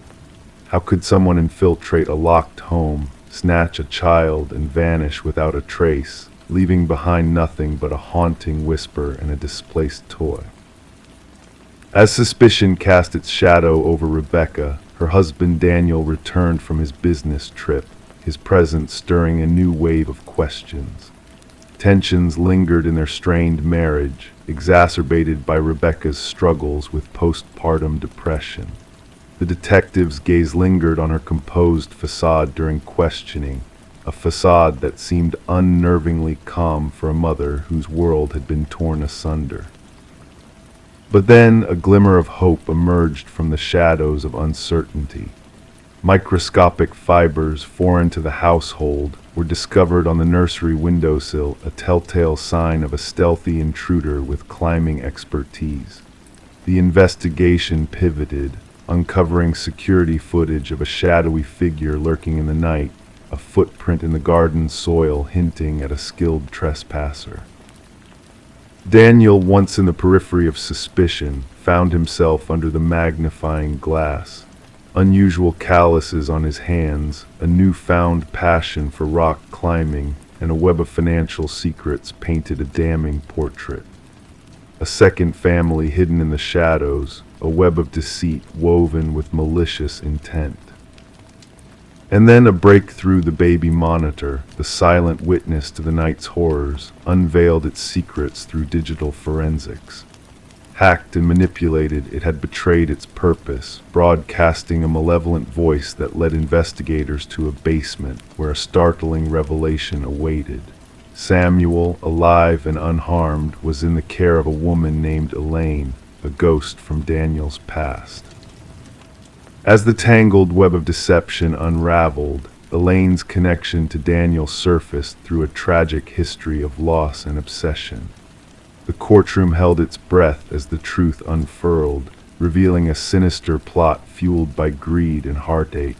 Daniel's denials crumbled under the weight of digital evidence, his involvement etched in the fibers of climbing ropes and the echoes of whispered plans. In the quiet of the courtroom, the enhanced audio from the baby monitor echoed, a haunting reminder of the night that shattered a family. Daniel's cough, a damning echo of his presence at the scene he claimed to be ignorant of, sealed his fate. The jury's swift decision rendered justice, condemning him and Elaine to the consequences of their heinous crimes.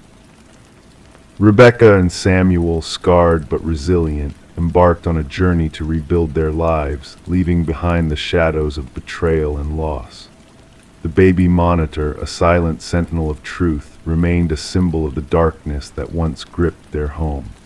And as Samuel grew, oblivious to the past that haunted his infancy, Rebecca kept the stuffed rabbit locked away, a silent witness to the chilling secrets it had borne witness to. The monitor never lied, it whispered the truth in the dead of night, a truth that reverberated through the darkness, forever altering the lives it touched. Story 27. The river flowed lazily that peaceful morning, its surface smooth as glass, reflecting the soft light of dawn.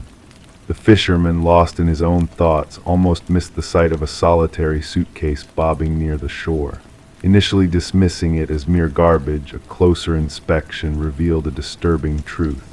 The pungent odor that wafted from the case was overpowering, unmistakable. It was wrapped in chains, its metal edges tinged with rust from exposure to the elements. When the authorities pried it open, it was not clothes they found inside, but something far more chilling, a tangle of hair, fingers frozen in a haunting grip. And at the bottom, a note that sent shivers down their spines. This isn't the first. Detective Sarah Mercer arrived at the scene, a serene mask of professionalism concealing the unease stirring within her. The victim, a woman in her mid-30s with dark locks and now pallid skin marked by the water's touch, lay before her. The medical examiner meticulously catalogued every detail, a solemn dance of respect before the body was finally taken away. What struck Mercer was not the gruesome manner of disposal, but the eerie care with which the victim had been arranged, manicured nails, freshly styled hair, clad in expensive attire. She wasn't discarded here, Mercer observed quietly, her gaze fixed on the gentle ripples caressing the muddy banks. She was readied, presented. The victim was soon identified as Catherine Walsh, a successful real estate agent known for her knack in selling luxurious properties. Divorced, childless, she led a solitary life in an affluent neighborhood, Colleagues spoke of her as driven, meticulous, and fiercely private. Her sudden disappearance, reported by her assistant after she missed a crucial showing, raised eyebrows. She wouldn't have missed that appointment, the assistant insisted adamantly during questioning. That sale meant everything to her. As investigators delved into Walsh's meticulously kept modern home, a peculiar sense of order permeated every inch. Designer furniture impeccably arranged, surfaces immaculate. The fridge housed neatly labeled meals, the closet boasted color-coordinated attire, shoes neatly encased. But a single drawer ajar in her home office revealed a leather journal. The final entry sent chills down their spines. He's watching again. Same car, different plates. Diving into Walsh's digital footprint unveiled a pattern, numerous messages from unknown senders, all bearing the ominous phrase, "I see your perfection." Each message, sent at the exact same time on different days, sent a shiver down Mercer's spine. Her online searches for security systems and self-defense tools painted a picture of growing unease. Mercer pieced together the puzzle, the meticulous care taken with the victim, the cryptic messages, the unsettling journal entry. "Our perpetrator is methodical," she murmured to her partner. This was no crime of passion. It was a carefully orchestrated ritual.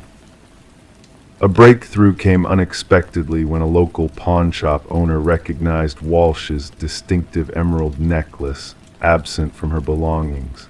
The culprit was identified as Michael Linden, an unassuming maintenance worker with a penchant for the unnoticed. Surveillance footage painted a damning picture of Linden's repeated visits to Walsh's building, often when she was away showcasing properties. A search of Linden's humble abode unraveled the full extent of his dark obsession. Photos adorned his walls, capturing women akin to Walsh, their unaware faces haunting. Amidst his possessions lay a shrine to his victims, each item meticulously arranged: a lock of hair, a stained tissue, keys, receipts, a chilling insight into a disturbed mind. In the interrogation room, Linden remained eerily composed, his demeanor betraying no hint of remorse. "They were flawed," he finally confessed, his voice devoid of emotion. "They projected perfection, but I saw through their facades." Catherine left her desk in disarray, missed a spot with her lipstick. Her perfection was a lie.